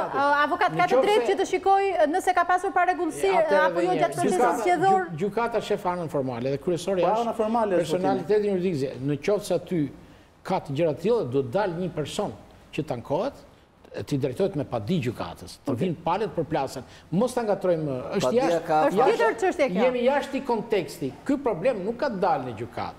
Në qoftë se këto janë probleme, po s'ka dalë sepse nuk kanë shkuar dokumentacioni i plot. Po tash të lutem. Dokumentacioni nuk ka dalë sepse nuk është ankuar dikush.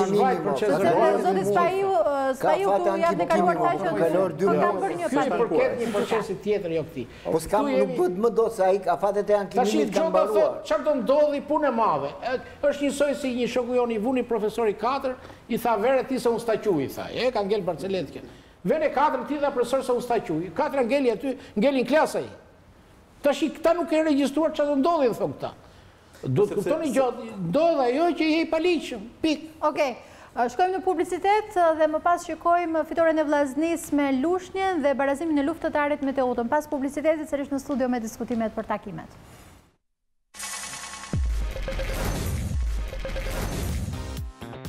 Luftëtarit Teuta për vetë pozitat ku ndodheshin prodhuan një 90 minuta shumë të luftuar. Dy ekipet zhvilluan një futboll të hapur, por në fund askush nuk doli i fituar. Sigurisht një pikë në transfer të Ngjiro Kastrite lë një shije të mirë tek Dursakët, pavarësisht se Vllaznia e shkëputët sërish me 3 pikë, duke bërë ndeshjen e radhës përballë në tyre direkte shumë përcaktuese për qëndruar në elitë. Luftëtari vion të mos e bëja të hap të madh për qenë pjesë e Europës sezon e ardhshëm. 25 sekonde aloj dhe Vasil Shkurtaj shpërderoi një mundësi të pastër për të kaluar luftëtarin në avantazh. Sulmuesi Ngjiro Kastrit përfitoi nga një gafe mbrojtësve të Teutës, duke u shfaqur i vetëm përballë portierit Moçka, i cili me këmbë mbajti Teutën në lojë.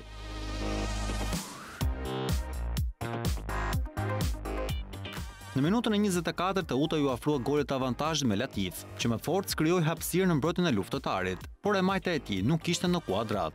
Shkurta në një ditë jo të mirë dhe njëherë në minutën e 31 shpërderoi një tjetër mundësi, teksa në këmbë i erdhi një top i ardhur nga Roca, por sërish i vetëm përballë Moçkës nuk arrin të kalojë portierin e Teutës. Një minutë më pas ishte Roca i cili deportoi deri në thellësinë e zonës dursake, por në momentin final nuk arrin të godas. Teuta ishte me fat në minutën e 37, teksa Vasil Shkurtaj ktheherë shërbeu në qendër për Devi Bregun. Fantazisti vlonjat arrin të gjejë kuadratin, por topi u stampua në tranvers. Aksioni i luftëtarit nuk kishte fund, por asa Bazaj nuk bëri më mirë pas se djatha e tij shkëngjitur me shtyllën pingule.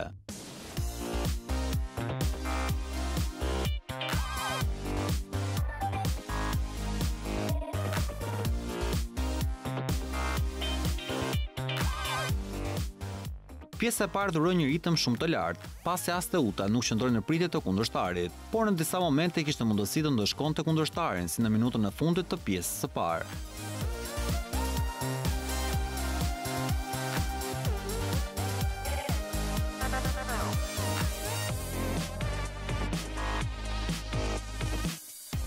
Në fraksionin e dytë me kalimin e minutave, luftëtari vijoi të ishte më prezent në zonën e Teutës, por dëshira për të shënuar golin e avantazhit bëri që futbollistët Ngjiro Kastrit të mos ishin të qetë përballë Moçkës, si në minutën e 73.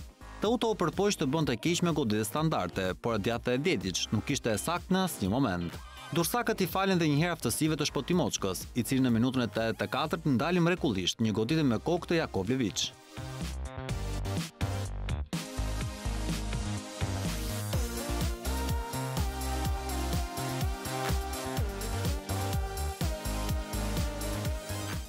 Rasti fundit i sfidës i shkoi te Utës, me Latif që depërtoi deri në zonë, por gjujtja e tij ishte e lehtë, duke bërë që dy skuadrat të ndajnë nga një pikë pas barazimit pa gola.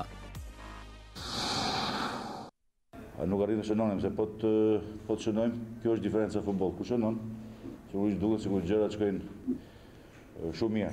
Unë mendoj se gjërat shkojnë mirë, po jo për të fituar ndeshjen. Kjo edhe për merit kundërshtarit, po edhe për merit portierit Moça, por edhe për pakujdesi dhe futbollistit ton para portës. Sigurisht që kemi qenë ndryshe nga ndeshja e kaluar. Dëshira e futbollistëve kanë qenë gjithmonë për të shërbyer skuadrës, ne kanë luftuar nga dhënë maksimumin. Nuk kemi qenë në ditën tonë më të mirë, por keni parasysh se disa futbollistë sigurisht ishin me lëndime, ose nuk ishin 100% në tyre fizik. Gjithsesi mendoj se ishte një ndeshje e mirë, ishte një rezultat pozitiv. Gjithë dëshironin ta fitonin ndeshjen, se duke fituar sigurisht kërkojmë të arrijmë një objektiv më madhor se ai që kemi pasur, por do të jemi gjithë së bashku.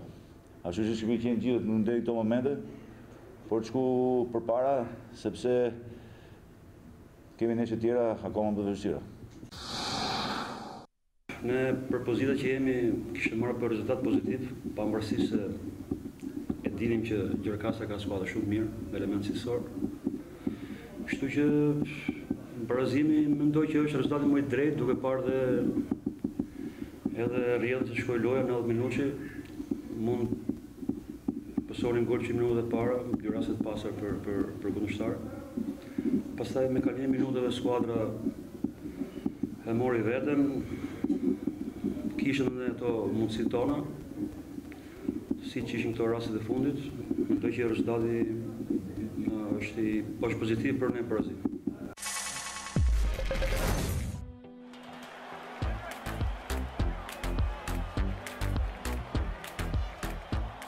Tifozët Shkodran festojnë fitoren e radhës, por mbi të gjitha shijuan një spektakël personal të Xhevair Sukajt. Sulmuesi Shkodran udhëhoqi skuadrën me një dopjet personale. Njëri prej golave të tij ishte një perlë vërtet që e bëri edhe më të bukur suksesin kundër Lushnjës. Asnjë surprizë kundër myzeqarëve, me Vllaznin që siguron 3 pikët pas një fitoreje të pastër 4-0 dhe vijon të mbaj larg të Utën.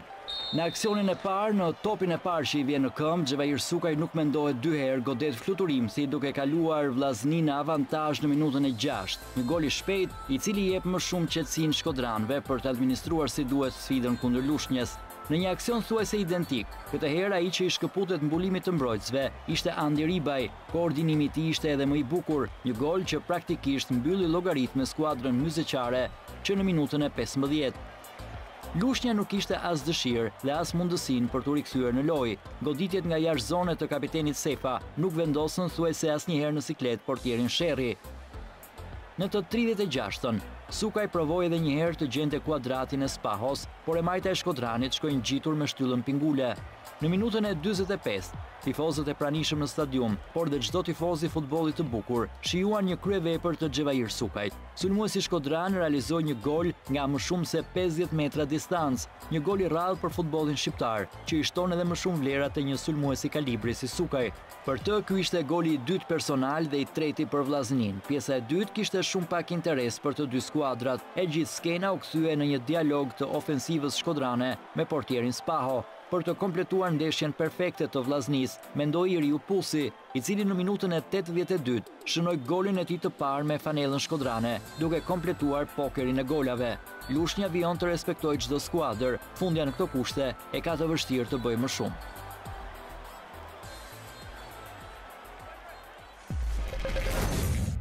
Ne kemi thënë dhe vazhdojmë të themi që jemi akoma në vështirësi, jemi akoma në mungesë pikësh dhe lufta është shumë e fortë. Prandaj edhe kjo ndeshje kishte atë përgjegjësinë e vet dhe atë seriozitetin e vet. Dhe mendoj që gjithçka shkoi mirë sepse futbollistët interpretuan mirë dhe ishin shumë serioz në fushë. Personi në sfond të Uta të Urrësit javën e ardhshme. Shumë e fortë. Unë vazhdoj jam shumë i shqetësuar për vazhdimsinë, kështu që nga e hëna e tutje do vazhdojmë të jemi shumë serioz për të vazhduar punën. Na duhet me patjetër që në Durrës mos të pse humbi. Ata janë momente që ta bjen vetë loja atë lloj momentit, e pashë për t'i kishte dalë dhe e godita. Nuk besoj që është në gjë për të habit, sepse moment kur përtia shumë i dalë, një goditje e pasët në alësi, mund të futet. Mund të bënë gjithkush e vetëm sukur. Shiko, e rëndësishme është që ne të arrim të marrim disa pikë sigurijet, sepse e kemi frikën akoma, kemi kohë në kuptimin e fjalë që në qoftë se vazhdojmë kështu, koha është për ne. Nëse mund të lejmë pikë rrugës, mësaj në vazhdojnë vështirësohet përsëri situata. Ajo ndeshje nuk ishte për 4-0. Normalisht që futbolli luhet me gola, Vllaznia bëri golat, po unë mendoj që është shpreha që thuhet fati është me më të mirin, kurse sot fati që me ata që kanë hall. Unë, domethënë, edhe Vllaznia bëri të vetët, po ta shikosh pjesën e parë, ne kemi zotruar topin shumë herë më shumë në Vllaznia. Kemi pas raste shtimi, ne nuk shnuam, Vllaznia aq herë sa na shkoi port, aq herë edhe shnoi. Do të futbolli është goli, ne kemi bërë ka rezultate gabimeve tona vendosje, por Vllaznia ka sulmuar aty ke pika jonë më dobët. Ne kemi sot qendrën për shembull, kemi një lojtar të adoptuar që futëm aty, kemi 4 stopera të dëmtuar dhe Magu që futëm pjesën e dytë kemi fut me guxim, sepse nuk është rehabilituar 100%, vjen nga operacion. Megjithatë, them që kur rrihesh 4-0 s'ka justifikim. Rikthehemi në studio, rikthehemi të flasim edhe për kampionatin, për sfidat që janë luajtur me Cungun, qëndrojmë pak te Vllaznia që Cungu e ka drejtuar në fillim të këtij sezoni, si shikon këtë Vllazni tani dhe a ka ndryshim nga Vllaznia që ka lënë? Po normalisht që ka ndryshim, sidomos faza e tretë, Vllaznia ka bërë fazë të tretë shumë mirë, duke marrë ato pikë të cilët i ka masa jetike për t'i marrë, natyrshëm, si rrjedhoi edhe të dërimit pak. Kur tham të dërimit, kam fjallën dhënjes mundësisë, për të marrjes gjendjes më të mirë sportive të disa pikave shumë të rëndësishme të ekipit, që në afrimin verë që erdhen ishin normalisht, janë gjendje e tyre më të mirë, për shkak edhe të dëmtimeve, apo edhe mos aktivizimeve në ekipe që kanë kënë, duke kam parasysh edhe mos rastin e Vucajt. Dhe ardhja në gjendjen e tij optimale më të mirë Vucajt, besoj se është pika kyçe e kësaj kthese të Vllaznit për sa i përket fushës Shile. Sikurse fati duhet thamë edhe i mirë i Vllaznisë që disa lojtarë Partizanit u largunin në janar dhe Vllaznia përfitoi për të afruar si Malotën, po kështu edhe Sukajn, të cilët kanë kontribuar dhe vazhdojnë të kontribuojnë tek Vllaznia.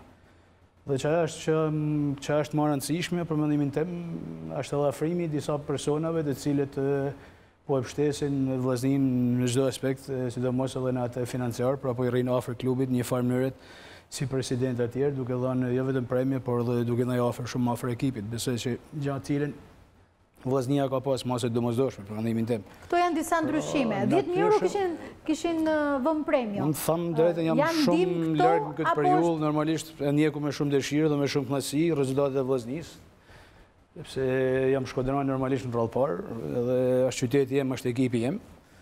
Dhe nuk më ndihem mirë kur Vllaznia nuk është gjendë me pozicione të mira dhe komode, ashtu siç kam qenë edhe vetë për 2 vjet pothuajse.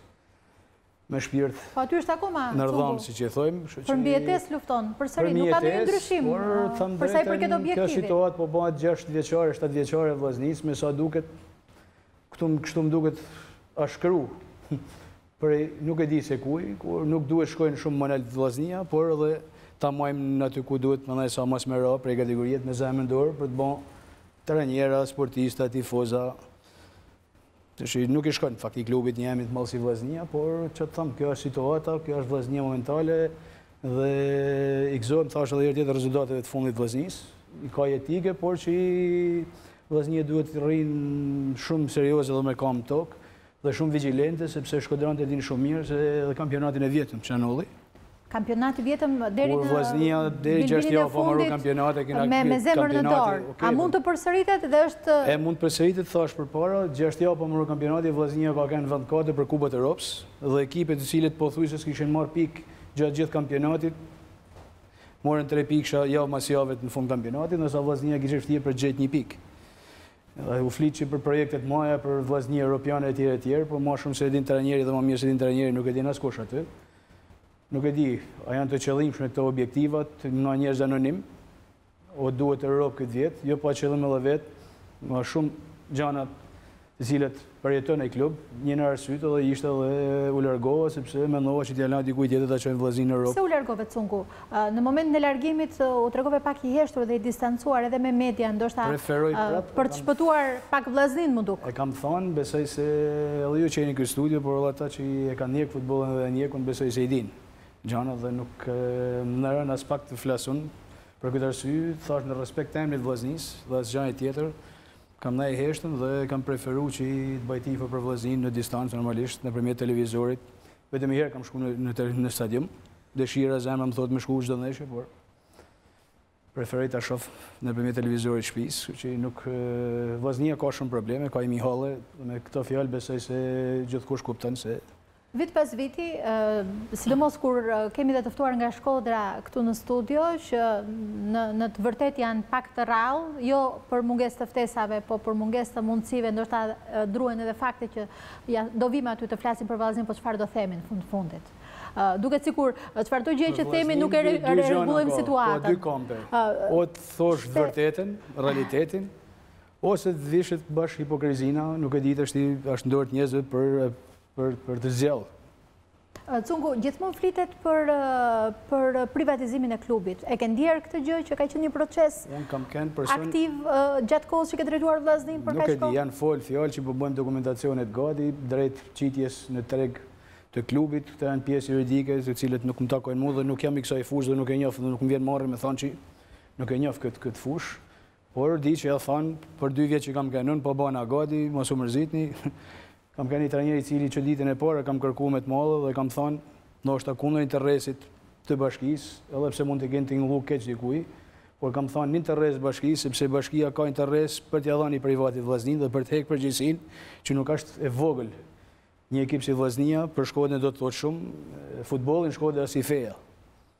Kështu që në Shkodër jetojnë, i malli i vogël, fëmijë, pleq, plaka, edhe ata që nuk munden për efekt moshëve për ta në stadium, ju garantoj që vinë në me radio ose e shohin nëpërmjet televizorit me shumë mendje. Dhe në rrugët e Shkodrës është e vështirë të ecësh në kam, pa u nal, pa u interesu për vllaznin dhe pa shpreh keqardhje. Dhe ajo është Shkodra mirë normalisht, ata njerëz që janë në rrugë nuk ka Shkodra për disa individë të cilët nuk e di e lajnë vllaznin në këtë situatë. Për këtë arsye kam fol e kam preferuar dhe kam kërkuar që duhet sa më shpejt tjetër privatizume, të ketë 20 shtëpijet, ta udhëheqin, siç ka kanë përpara, si me të njerin Miftar Qela, po kështu edhe me presidentë tjerë në vazhdimsi me Agron Qelen, edhe sidomos edhe me Walter Fushën, të cilët e ka marrë mënyrën më të mirë të mujtë, më shkëlqyeshme vllaznin.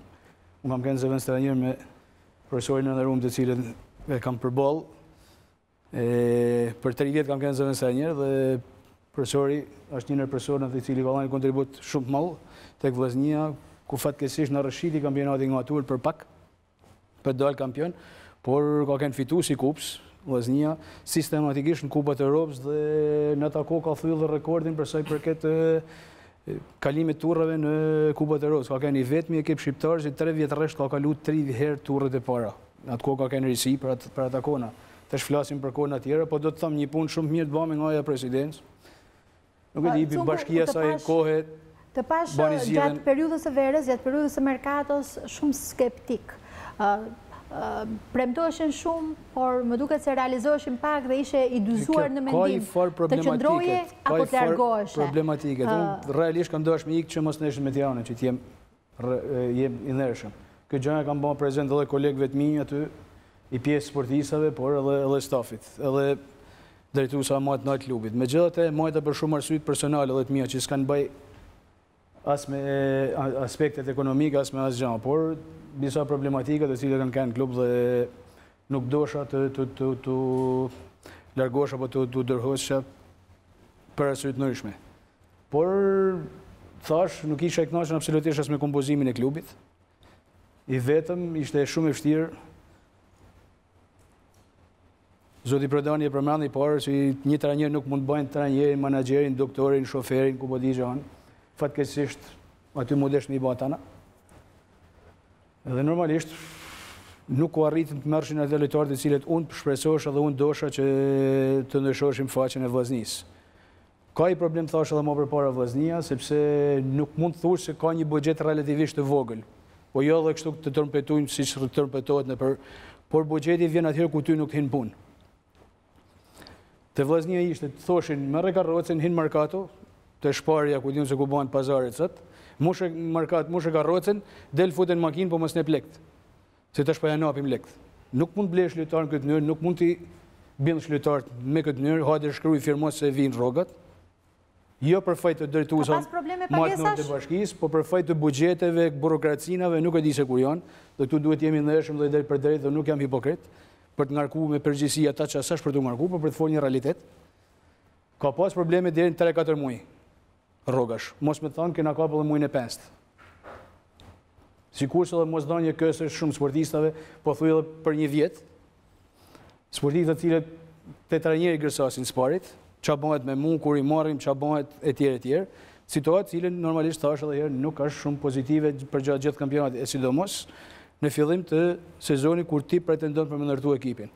Kishte kryqëzim me drejtuesit e klubit Cungu, sepse ju besoj i keni diskutuar këtë pak kënaqësi apo problematika dhe aty në klub. Nuk e di, mund të pyetni drejtuesit me mua, personalisht kam munduar me marrë raporte shumë korrekte me persona të cilët dojnë më punu në të mirë të vllaznisë, në të mirë klubit. Persona të cilët në një individ që mund të kenë ardhur me kalu kohën, thjesht apo me mirë shkruajmë që kam kanë të vllaznia, natyrshëm se unë s'kam se me kanë sepse në fundit, borra përgjithësia bjen mi trajnerin dhe gjithë thu thoni trajneri fajin, por aludut i trajner tjetër. Pra përgjithësin do e marrin, kërkush nuk pyet çka ka bën presidenti apo çka bën ku diun punëtori i fushë apo sportisti. Përgjithësia kryesore dhe borra bjen mi trajnerin. Atëherë unë kam marrë të vllaznia për me bëj punësh dhe realisht ndryshime pat ekipi kur morëm në fillim ishin në situatë shumë kritike, pothuajse tram prej kategorive. Arrit me të renditin vend 6, po kështu shku me deri afër kupave të Europës, përsi të cilët unë i bona prezent nuk sportista individ caktuar, nuk u treguan shumë profesionista ndeshje caktuar, serioza më mirë me thënë, gjëra të cilat e kam bën direkt edhe mas ndeshjeve të caktuar, kjo nuk është për të ritheksuar, por sikurse thash edhe më përpara, në ato momente kur ti do të ndërtu ekipin, nuk ke një buxhet, dhe unë nuk disha gjë se realisht nuk ka puna jeme, nuk jam personi, nuk jam pa personi, si hargjoheshin para. Edhe herë përsër. Si hargjoheshin para. Ti je trajneri sot i një klubit, nuk ka rëndësi. Sot je një trajneri i klubit. Po. Ti duhet ndërtosh, mos harrojmë se 10 mos nesër me Tiranën, bile as nesër me Tiranën, unë nuk kam pas as edhe një abanxhi, përveç një lojtarit me ngjyrë Muleno. 12 lojtarë kanë ikë nga vllaznia. Mund t'i jap edhe me emra, kanë këtë 3 sulmues kryesorë me bakën. Do kujtoj një rast. Hebaj që iku një lojtar i cili e rritme e xormën treg e xormën pjas dhe shkoi me parametra 0 muri letër. Por Farmandi se ka. Vecaj po një ashtu. Të thash varsi i harxhonin ata buxhetin. Bashkia. Vrapi, Bici, Cicmil, portieri etj po fundsisht emna dhe me 12 lojtar mongut, 7-8 prej tyre të formacionit bazë, që kanë marrë barrën e ekipit, më thuj mu, do të nërhysh si klub në merkato apo jo? Në part diskutuame për 3 pika që i kanë ikë Partizani dhe ka prishë ekuilibrat, sepse nuk i zëvendësoj ata pika. Ty t'ikun 2 muaj, duhet i zëvendësosh. Me çfarë zëvendësohen? Kur dalin buxheti i asaj? E dini ju që unë personalisht edhe kam thënë publikisht, por shumë kuj nuk i ka pëlqyer ose nuk merret parasysh çfarë thonë Armando Cumu, kam bën fazë përgatitorë vetëm 7 ditë. Me 2 seanca ditë, malëzi, më shumë kanë ngulljeve, kërkesave të mia, debateve, lutjeve etj. Jo për shkak se s'do të më dhënë drejtuesi i bashkisë, po për shkak se s'kishte lek. Do të pritë të sa të miratohet buxheti, sa të mbledhen tjerë prej plazhit, marr me çu dorën, punë partie, dikush don, dikush s'don, kthehet mbrapsht etj. Një kohë çit, hajde të bim tonë dakord dhe besoj se nuk më kundërshtoni, më fal profesor edhe diçka të fundit, për të ardhur vllaznia, një sportist cilësor, më thoni mu si mund ta bësh të vllaznieti. Një sportist cilësor don me dhënë treg, don me dhënë pjas. Synon Korçën, synon Partizanin, synon Kuksin, ku diun, synon Vlonën më përpara, synon edhe Laçin më përpara, sa kompetitiv, apo edhe Durrësin në momente të caktuara, apo jo. Po. Pra një vllazni për 7 viteve të prej kategorie përveç se një emën edhe një fanel, nuk ka leverti një sportist cilësor. Pra atë sportist duhet ta bëjmë shumë për një projekt shumë serioz, me njerëz shumë serioza, profesionista dhe me personalitetin e duhen, sikurse duhet ta josh edhe me lek. Normal. U di rastin në presidencën e zotit Fusha, që pretendon dhe uroj që ta marrin vllaznin, sa më shpejt jetë mujtë në bilet, për një sulmues vlonjat, të cilin pretendoshin ishte në gjiro top sulmuesi e asaj periudhe, gjithë e njihni, dhe ditë thëmë që javon 2 fishi i parëve që i jep Tirana, këtë e ditë saktë se kam kënë zëvën së njërë, të vllaznia besoj dhe profesori mund të din, dhe nuk ka pranu më ardhë, po ka pranu më ndajt e Tirana, sepse emën më nërsh afer Tiranës, në sy të shumë gazetave, federatës, sportit, kombëtares e tjerë, shumë rrethana edhe kur ka kënë leku dhe presidenti kanë refuzu ardhen e vllaznisë, e kanë qujtë si një gur të dytë vllaznin. Sidomos tesh, kohët e fundit me këto performanca as pak njërë të vllaznisë, e kanë qujtë shumë lojtarë bile kanë ndajtë në pikën e fundit ku kanë bërë pazare me shumë, nuk kanë gjetë lojtarët ose ekipet që kanë pretenduar, herë ka mjetë guri i fundit vllaznia. Mund kanë refuzu lojtarë, kanë preferu dhe Gjirokastën, kanë preferu dhe Laçin, kanë preferu dhe Durrësin, kanë preferu dhe Kamzën, para se marrë me më thonë okej të vllaznia. Kjo është e të mërshë? Kjo ka kënë situata vllaznisë. Ti s'ke lekë në dorë, për të josh. Ti ke 7 vjeçar jo të mirë, për të josh. Pra si do të vinë lojtari cilësorti? Ka me tregu i huj, se e zgjata si tepër, me menaxhera, me njerëz, me telefonata, 24 orë isha bon si call center, 2-3 muaj pa gjumë. E kam mirë njëni, as njëni nuk tentohet me për më provë, më thuj mu jam trajner ekipi, si mund të njef një ekip në Serbi, një sport i Serbi, apo një në Brazil. Jo po shifë e thojnë në CD, në DVD. Që më duhet më DVD e më zëtë një, mund të ndeshi DVD, të kampionat që e ka bënë të mirë. Me po, abën, në kanal e torë me barki kaqë, golqenu si mirë në Serbi, thoshë. Me tarë marrë mi dhanë edhe kostum sportiv medal. Vite ftyra për tokë dhe mund karsheva aty në tifozave që vishin me po, por ma tepër në vite edhe turpi për emni vllaznisë se kush ato arë më provë të vllaznier. Atu duhet këtë një person, një drejtues klubit teknik, i cili duhet skedoj njerëz dhe duhet i ofrojnë të njerëz. Unë kam dërzu një listë, sistematikisht në çdo klub që kam kenë, me firme me vullë dhe me datë, që kam thonë, unë njoft të lojtarë të kampionatit shqiptar, dhe jo vetëm shqiptar, edhe të huj, shkoni nëse jeni zot me marrë të lojtarë që mundën me na kriju, me na siguru një vllazni ndryshe nga tjerë. Përveç tyne unë nuk njoh lojtarë që bën Serbi, që bën Brazil, që bën Ganë, që bën Bullgari, ku diun se ku i marrin lojtarë. Pra janë drejtuesat teknik të klubit që duhet të menaxhojnë këtë situatë dhe t'ia rreshtojnë trajnerit në rresht, nëse jam gabim. Mund të më thoni, mungon klub. Por kjo ka qenë gjithë situatë. Mungesës së strukturave në klub ndihet tek trajnerit e skuadrat. Mungesa e parave. Po, ajo është pika A. Vllaznia, ka aq buxhet sa mos me kanë këtë situatë që është. Por buxheti vjen aty ku ty nuk hin punë zotni. Ja, nuk jam do të them vetëm. Që parë kur fola për buxhetin, nuk isha me ju, kisha që si menaxhohet buxheti që e bashkia. Dhe unë po të kjo gjë, të arri vllaznia që t'i pagoj zoti Lutfun Nuri naftën edhe ushqimin për deri në Shkodër, kjo ka ishte. Nuk ka se s'ka buxhetin e naftë vllaznia, po i vjen. Ju besoj prodhomin e ju dini që edhe vjet në atë sezon që kam kanon. Sikte do të lundë ndeshjen në Koç dhe ja pagoj Lutfun Nuri ushqimin, fjetjen e të gjitha. Nuaj buxhet total, nuaj buxhet. S'është gjë mirë. S'është estetike. Nuaj buxhet total që ka pas vjet vllaznia për një sezon janë paguar 240 milion të vjetra vetëm borgje. Të vjetra, sportisa, trajnera që kanë për para, nesh, italienë, ku po di gja unë, lojtarë që kanë hellë gjyq klubin për mos pagesa me rregullsi, e tjere. Sa pagut i borgj, vite i letra për US për i borgjit tjetër. Në vend që të vinë në ekipë 240 milionë për faza përgatitore, për bazë materiale, probleme një lojtarë cilësor. Kemi thënë që... Cungo, dhe një pyetje tjetër, lidhje me presionin që është në Shkodër për drejtimin e kësaj skuadre. Ju thatë vetë që është një qytet i ndjeshëm dhe dim të gjithë që një qytet futboldashës dhe i ndjeshëm. Marrë shkas këtu dhe nga raste që i ndodhi trajnerit aktual Gjokës, me atë incidentin në kryet të detyrës, keni patur ju rastet të tilla dhe ekzistojnë vërtet presionet të tilla kur drejton vllazni? Realisht, unë ka keq, jo zakonisht keq për kolegun Gjoka. Fund është një mik i jemi, shok i jemi, dhe një person i cili është serioz, kudo që ka kenë. Normalisht, as më tepër si Jabangjine, se mund t'i thëmë, një qytet shumë mikpritës, shumë dëshamirës, shumë kulturum si Shkodra. Dhe është përtarë shumë keq, situata viteve të fundit. Kjo nuk ka problem vetëm i Shkodrës, besoj se ka problem marrë shqiptar. Ku nuk ke mbështetjen e duhur, çfarë do të them, nuk e ka mendën kush je vetëm fushlojës, do t'i delsh për zot vetit. Ti je trajneri i vllaznisë sot, duhet bësh shumë role. Duhet mendosh edhe t'i delsh për zot vetit për shumë gjëra. Fut mbrëmje edhe këtë që po thoni ju të presioneve. Kështu që realisht, edhe unë kam pas edhe shumë më të mëja ndoshta se kolegu Gjoka. Nështë edhe një në shkaqe që kam vazhdu të vazhdoj prapë, të drejtoj vllaznin edhe për këtë sezon, ka kënë edhe kja, për t'i tregu që nuk më frikësojnë askush për sport. Por fatkeqësisht, shumë njerëz mendojnë që i duhet losin tanë fëmijët e tyne, Shkodra bashkët me rrethina sot mund të jetë rreth 250.000 banor, kur flas bashkë me fshatra. Çdo familje sot e ka ideal. Pjesëtoje për personat, i bjen që duhet me lujt, duhet me lujt një 70.000 vetë, duhet me lujt futboll. Kështu i bjen me kanë. Në fund të fundit janë 22 sportistë, 11 bëresin fush. Jam shumë krenar, të them drejtën, për atë punë që kam bë, më falni për edhe modestin, por më duhet t'ja them vetit ndoshta. Dhe për atë zgjedhje që kam bën, sepse kam futur atë që e kanë merituar në fushë, lëzë si kam hap rrugë absolutisht as si personi tjetër. Dhe për këtë në jem shumë mirë me vetin tem, do të kisha kënë, do të isha një zakonisht keq nëse do të kisha bën kundërtën. Është një fenomen mbar shqiptar, tha Cumbu, profesor. Më falni, unë shoh një gazetar që është rrallë në mënyrë barbare. E vërtet. Kolegun Ismet Drishti, vërtet është dhe shkodran, po është kolegë dhe është vërtet e të mërshme kur pam atë video të të mërshme të goditjes se një gazetari për punën.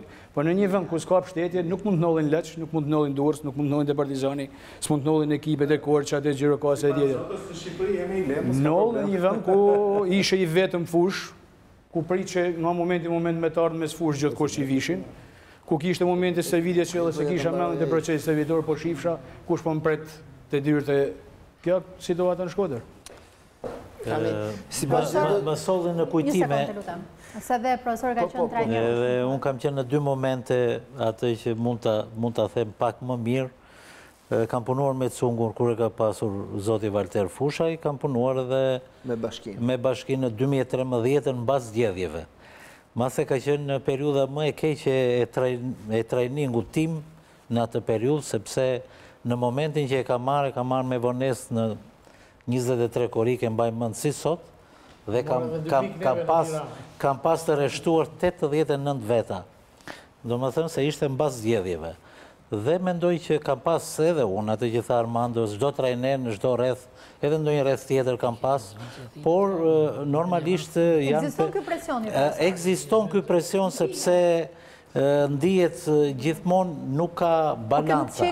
Nuk që ka prodhimi i trajnerëve që shkojnë në një qytet tjetër. Në qoftë se në kohën që kemi luajtur ne, ka pas balanca, sepse kanë qenë të gjitha sistemet të organizuara, po marr vetëm Dinamon, që sot është shkrirë totalisht, ka pas 360 punonjës që pagueshin. Pra një profesionizëm i nivelit lartë, prandaj edhe ato rezultate, po marrë Tiranën apo diçka tjetër.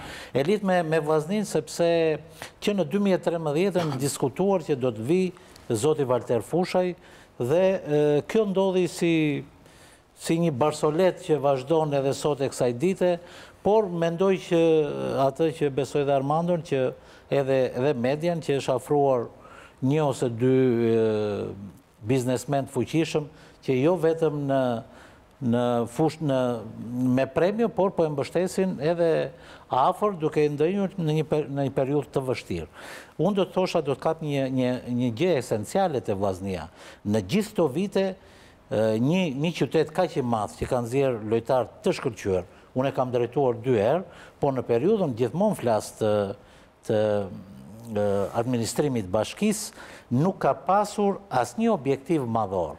Dhe duke mos pasur asnjë objektiv madhor, atëherë është e vështirë që ti të ndërtosh një skuadër nga fillimi deri në fund. Po edhe do ropatesh, do heqësh 5, do marrësh 5, sepse ata 5 që erdhën, bën një kontratë, su paguan, do hikin, do marrësh 5 të tjerë dhe kjo skuadër gjithmonë do të jetë në këto ujëra. Pra, profesionalisht nuk mund të ndërtosh një skuadër që ti të arrish një objektiv të caktuar. Vetëm objektivi jot që është madhor është mosdalja nga kategoria. Dhe kjo i ka ndodhur vllaznis në 6 vjet. Pra, asnjë lloj trajneri nuk mund ta bëjë dot të punë. Kështu që trajnerit i del pastaj që do të mërzitet me punë e vetë dhe do të vi një ditë që do të thotë mirupafshim.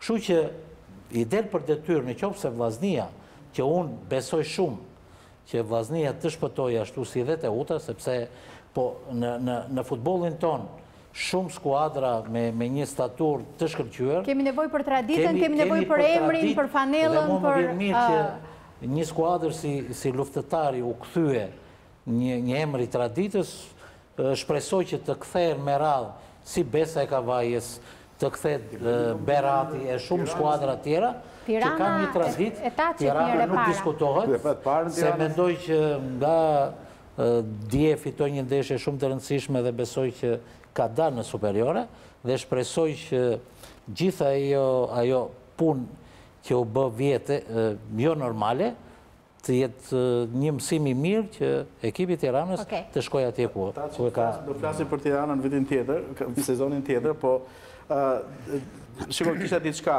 Kjo që thanë dy trajnerët e respektuar këtu, bën pak refleks me që diskutuan për para 2 javësh në lidhje me organizimin dhe funksionimin e sportit në përgjithësi.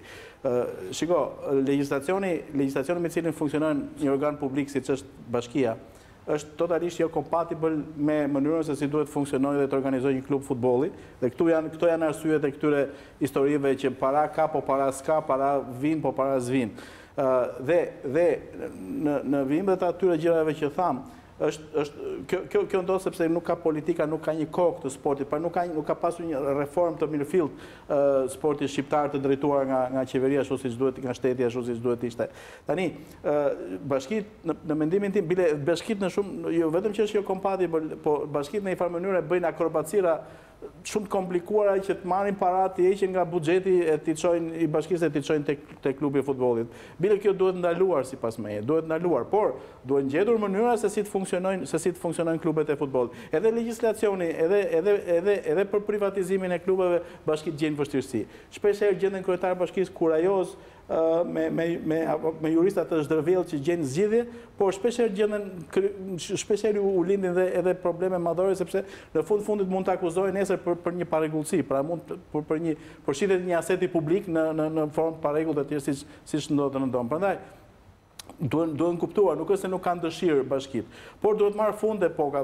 Shpresojmë që vllaznia të jetë rasti i fundit nga ekipet e mëdha që ngelet në mëshirën. Për mua ka nevojë edhe për legjislacion të posaçëm, për mënyrën se si duhet të shkëputen nga bashkit dhe se si duhet të organizohen veç në mënyrë autonome ose private klubet e futbollit. Ky është një proces që ne kemi diskutuar shumë shpesh këtu, shpresojmë që të gjejë zgjidhje, jo vetëm për vllaznin, por për gjitha klubet që tashmë menaxhohen dhe drejtohen nga bashkit. Kthehemi pak tek futbolli luajtur tek vllaznia. Cungu, ai goli Sukajt në këtë ndeshje, i realizuar nga një shkodran. Këtë qardhja e me molla të thamë drejten, sepse është realizuar në ishe me Lushnjë. Kishte kanë një ndeshje tjetër, në Skënderbeu të Partizan, kishte pas i hunë shumë më të madhe. Është një gol që s'ka nevojë për reklam. Ralli shef edhe në Kupën e Europës apo në kampionatet më të Ja kam kalu dhe Ibrës ta Suke. Atë është i Suke. Me gjithë modestin, është në formën e batutës kjo. Mirë, për Gjirokastrën, barazimi me Teutën, sa vlen Lundra Zekaj për ta diskutuar, Teutës ju prishën shumë punë? Më them më tepër i bëri punë Teutës se sa luftëtarit, sepse marrësh një pikë në Gjirokastër nuk është pak. Luftëtarit që nga ato skuadrat që ka luajtur sidomos në pjesën e dytë të sezonit ka qenë një nga ekipet më të mira. Unë them Teuta që me fat që mori një pikë, ndërkohë që luftëtari me humbin e 2 pikëve ëndra për Europën është pak larg. Megjithatë, gjithmonë duhet pritur. Është një ekip mjaft interesant. Për Teutën e thash, java e ardhshme është decizive. Teuta vllaznia. Ne kemi shpresuar që Teuta për shumë arsye ndoshta do shpëtoj edhe do të luajë, sepse bërë një fazë të parë shumë të mirë. Fazën e dytë ka futbollistë të rinj, pastaj pati probleme me lojtar, probleme nga më të ndryshmet, por që në Gjirokastër dhe prodhoi futboll. Luajti, guxoi, nuk ishte se të përballosh, atë Gjirokastër sot është e vështirë. Gjirokastër ka një grup lojtarë shumë të mirë, të cilët japin të lashë çdo skuadër që të vejë atje. Kanë rafur Kuksin, s'kan raf. Kështu që Skënderbeun, Vlorën, Partizanin, kështu që them që në anën psikologjike i ka bërë shumë mirë. Në anën tjetër, në anën teknike, të rezultat teknik, duke që se vllaznia fitoi një ndeshje ndaj një kundërshtari që të gjithë e fitojnë, por 3 pikë që është njësoj, si e merr ndaj Skënderbeut, si e merr ndaj Lushnjës, nuk ka asnjë rëndësi. Vllaznia mori 3 pikë, zbrit detyrën shumë mirë dhe ja shtua diferenca. Fati i Teutës është që Kamsa ngeli në vend, dhe u afrohem shumë. Kjo rrit psikologjikisht, dhe humbja ishte në aspektin psikologjik. Edhe një fjalë për Sukajn, do të thosh ja kisha nuk e linim, është një gol për zotin që besoj nesër ose pas nesër do ta kemi në faqen e UEFA-s dhe në faqe tjera, është një gol që rrallë bëhet, ka bërë Raul para shumë vitësh një të tillë, edhe Zlatani, por Raul ka bërë një gol, edhe u mbajt 3-4 vjet, hapesh një rubrika sportive.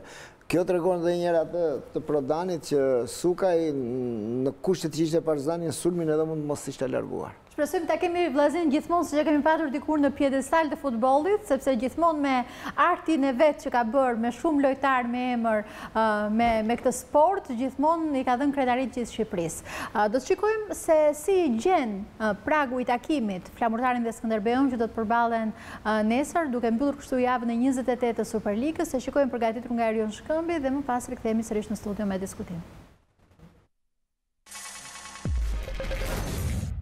Pas 7 ndeshjeve pa fitore, Flamurtari arriti më në fund të thyen të mallkimin duke mposhtur Skënderbeun në sfidën e parë të vlefshme për gjysmëfinalet e Kupës së Shqipërisë. Kjo ishte një fitore që erdhi pikërisht në momentin e duhur dhe Shpëtim Duro kërkon që skuadra e tij të përsërisë të njëjtën gjë edhe në kampionat. Brenda pak ditësh, objektivi Flamurtarit për të siguruar Europën kalon sërish nga Skënderbeu. Një fitore e mundshme kundër koçarëve do t'u lejonte vlonjatëve të synonin vendin e tretë në kampionat. Ne duhet ta majmë këtë ritëm, sepse si ishte e lehtë në këtë situatë që ishim me të fitosh me Skënderbeun brenda në kosh. Unë them që ishte pozitive, por duhet përqendrohemi sepse në kampionat është diçka tjetër. Skënderbeu është më i qetë, përse përket ndeshjeve të kampionatit, sepse pothuaj është i shpallur kampion dhe duhet më lirshëm, kurse ne jemi detyruar domthonjë që të marrim maksimumin nëse duhet të arrijmë të paktën në vendin e tretë në Europë. Edhe nëse ne arrijmë të fitojmë, duke patur edhe kalendarin që e kemi të favorshëm në fazën e katërt, kam mendimin që për ne është shumë e rëndësishme kjo ndeshje me Skënderbeun. Kundër Skënderbeut, Shpëtim Duro duhet të bëjë pas shërbimet e kapitenit Bushić dhe Xhufos. Jo, Bushić patjetër që do jetë mungesë këto 3-4 javë, por edhe Xhufa është shpërgatitur, ka filluar stërvitjen pranë skuadrës, por edhe këtë ndeshje me Skënderbeun nuk është gati 100%. Për herë të parë këtë sezon, Skënderbeu pësoi një humbje në shtëpi, fill pas dënimit të dhënë nga UEFA. Situata ka ndryshuar shumë në kampin korçar, pasi kjo ishte humbja e dytë radhazi. Pavarësisht situatës shumë të ndërlikuar që ka mbërthyer klubin, Ilir Daja beson se skuadra e tij do të ditë të reagojë duke nisur nga sfida e së hënës kundër Flamurtarit. Sigurisht që do i marrim 1-1, më e rëndësishme është ndeshja e ditës së hënë në kampionat, sepse ajo është ndeshja e radhës, pastaj për të menduar për ndeshjen e kthimit kupa do të vendoset me fjalë kush shkon në finalen në 180 minuta. Në vigjilje të këtij takimi, lajmi i mirë për trajnerin Ilir Daja është rikuperimi i Kristi Vangelit dhe Marko Radas, por duhet të bëjë pas shërbimet e 3 lojtarëve titullar, Orges Shehi dhe Sabian Lilaj të dëmtuar dhe Jashanica i pezulluar. Rikthehemi në studio, Cungu, si e parashikon këtë përballje dhe çfarë mendon për dënimin e Skënderbeut? Për sa i përket dënimit Skënderbeut, unë bëj pjesë në ata persona të cilën në i keqardhje, tham drejtën, dhe unë nuk i gëzohem kur një të keqe kujdo qoftë. As më tepër Skënderbeut, i cili realisht për post kombëtare s'ka bën karenazh çdo shqiptar me prezencën e saj në Kupat e Europës. Sikurse me plot merit besoj se është edhe ekipi i cili ka udhëheq kampionatin shqiptar vitet e fundit, gjatë cilin e ka treguar mas miri edhe ky kampionat, që si thallë profesor Canaj në fillim, që është i pa konkurrueshëm. Realisht ndodhet një situatë pak kritike dhe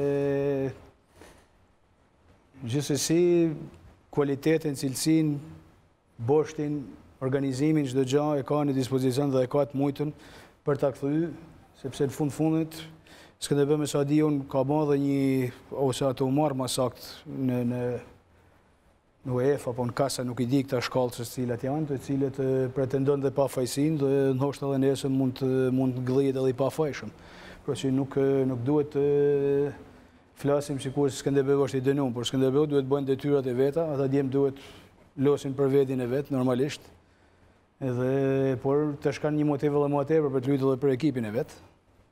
Dhe për të treguar sepse janë realisht zot e futbollit shqiptar, dhe kështu është paktën edhe në fushën e lojës, dhe kjo nuk është një thënie, një dëshirë të kujdo, por është një realitet në fushën e lojës.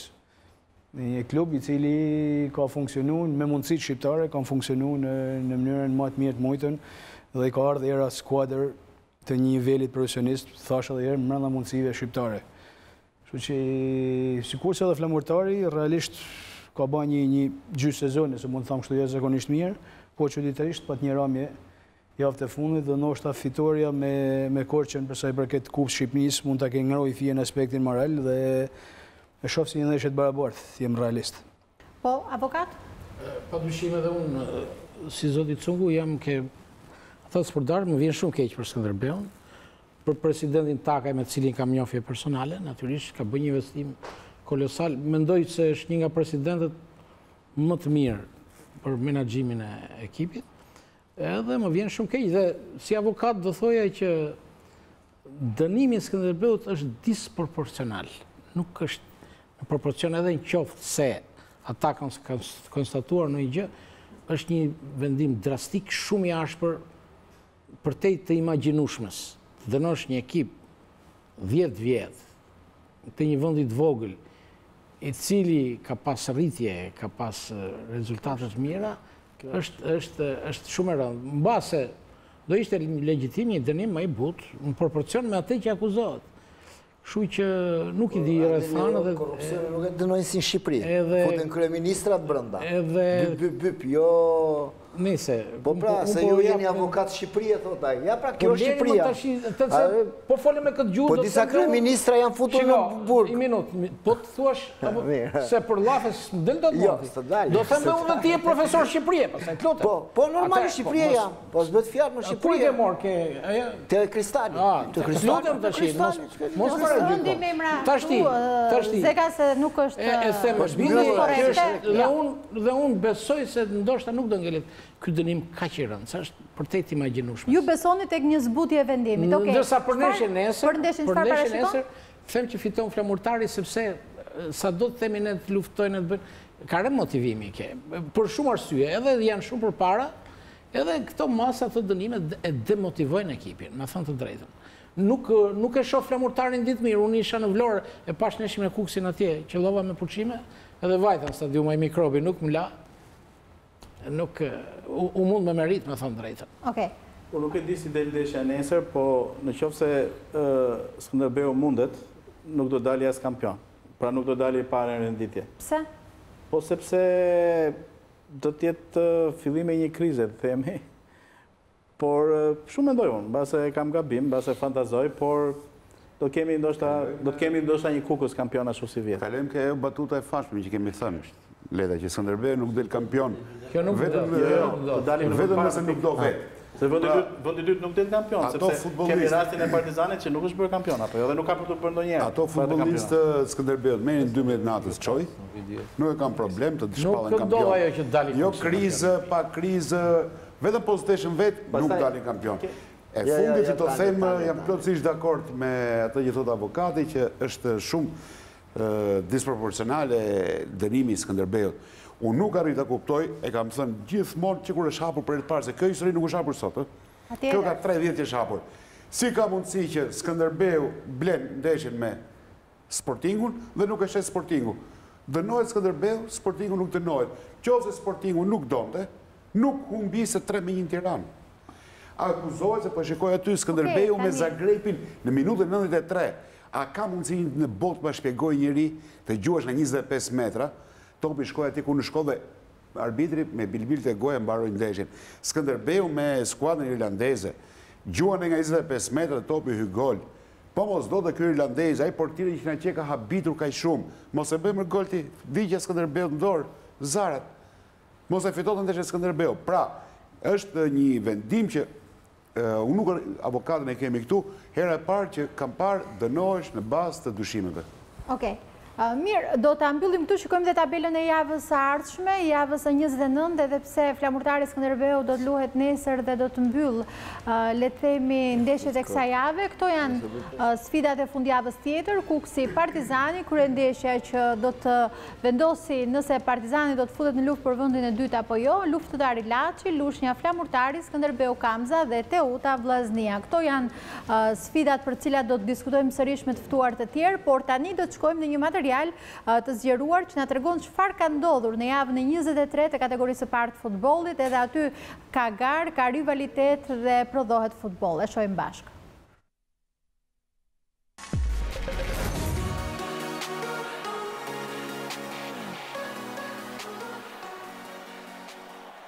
Mangthi i Tiranës dhe tifozëve bardhë e blu po i vjen fundi.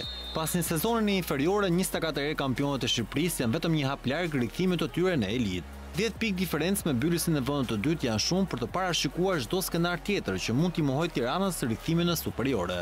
Skuadra e Zemarias thyen më në fund mbyllisin dhe këtë e bën në Ballç, duke likviduar në këtë mënyrë dhe kundërshtarin e tyre të fundit edhe të vetëm.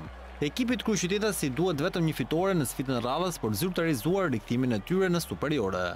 Në stadiumin Adush Muça vendosin një dopjetë Bedri Grecës për të mbyllur llogarit në këtë transfer. Të dy ekipet vinin në këtë takim jo me ekipin e tyre më të mirë, por Tiranës i mjaftuan vetëm 10 sekonda lojë për të fituar një 11 metrash. Kapiteni Ranto Karabeci gaboi nga pika bardhë e penaltis, por mendoi Greca 2 minuta më pas për zhbllokuar këtë takim. Tifozët fanatik ishin në delir, aq sa sollën dhe ndërprerjen e takimit për disa minuta. Në të 28-ën sërish Bedri Greca dërgoi topin në rrjet duke dhënë formë suksesit të Tiranës, e cila në asnjë moment nuk e vendos në diskutim këtë fitore. Fundi ishte i lumtur dhe si rrallëherë lojtarët dhe tifozët festuan së bashku për këtë fitore që prenoton një bilet në elitë për Tiranën. Rezultati për mendimin tim ta quajmë të merituar të Tiranës, edhe pse golat ishin fal gabimeve tona. Dhe mendoj që çunat, edhe pse nuk ishim ekip i plot, menduam të loznim çunat të rinj për të shfaqur, menduam se dhanë më të mirën sot. Ishte e lehtë sepse nisëm ndeshjen me 100 km/h. Pastaj një penalti pas 10 sekondash dhe goli në minutën e tretë i bën gjërat më të thjeshta. Kjo e bëri që sfida të dukej më e lehtë. Kemi vuajtur me mbyllisin në takimet e mëparshme. Tashmë jemi shkëputur 10 pikë, megjithëse kjo ishte fitoria e parë ndaj tyre. Mungon vetëm një pikë për të siguruar matematikisht superiore, dhe ndoshta nga ndeshja e ardhshme do të festojmë me tifozët tanë. A do të jem unë trajneri i Tiranës? Ne mendojmë të vazhdojmë këtë projekt, sepse hapi i parë ishte rikthimi në Superligë. Finalizimi i gjithë kësaj është rikthimi në superiore dhe kthimi i Tiranës shumë shpejt në Evropë. Në takimin tjetër për fazën play-off, Apolonia dhe Tomori u ndanë në një barazim pa gola.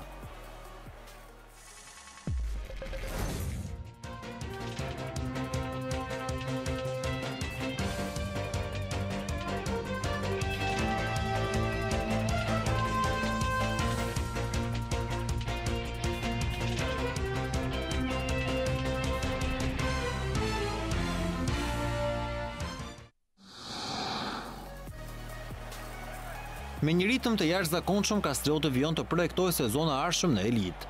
Askush nuk mund të rrezikojë objektivin e tyre.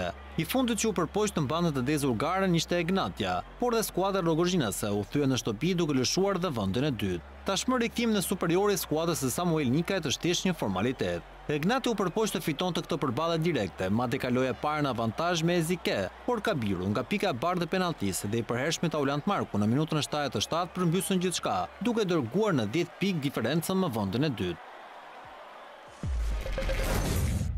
Normalisht ishte një takim i vështirë, ne kishim përgatitur në gjitha mënyrat për dalë me sukses nga kjo takim. Gjithsesi duhet pas parasysh që kryeja në vetë curinë që ka, prandaj është në tilla pozita në vendin e parë, por gjithsesi ne jemi një ekip modest. I kemi dhënë bukurinë kampionatit, vazhdoi të japim bukurinë kampionatit. Gjithsesi nuk ishte i karikimi i skuadrës në 100% si ndeshjet e tjera, pavarësisht se luajmë me kryesuesin, por duhet të pasim parasysh që objektivat tona kanë qenë gjithmonë qëndrimi 5 dhe ne kësaj e kemi arritur me punën me djers. Besoj që me këtë fitore jena me kom në Superligë. Megjithatë na duhet edhe fitore, që shpresoj ta fitojmë ndeshjen e rrosme me Bestidhe. Sot po me ndeshje goxha vështirë sepse jo në kod Egnatja është në ta pozita. Lutem me tension, sepse normalisht u ditë rëndësia, ndoshta sprovojmë atë futbollin që jena mësuar me pa, por gjithsesi fitoria është shumë e rëndësishme, edhe ishte mendoj që fitoria më e rëndësishme e kampionatit.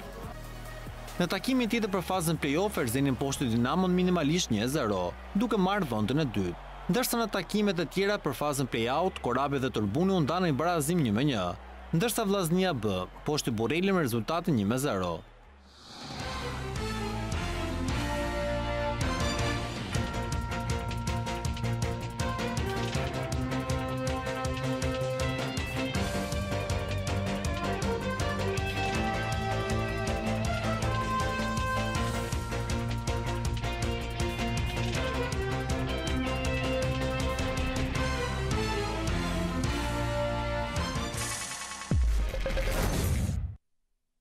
Kemi ardhur në fund të mbrëmjes, ju falenderoj që na ndoqët dhe që ndatë me ne shqetësimin tuaj për diskutimet e shumta që ngritëm këtu në panel. Falenderoj të ftuarit në këtë mbrëmje, Armando Cungun, faleminderit, Agim Canaj, Përparim Rama, Eduard Prodani, Dritan Lundra dhe Enkeleida Zeka. Ju le takim të dielën e ardhshme me të tjera ndeshje, të tjera sfida, të tjera tema dhe të tjerë të ftuar për diskutuar gjithmonë fair. Natën e mirë bashkë.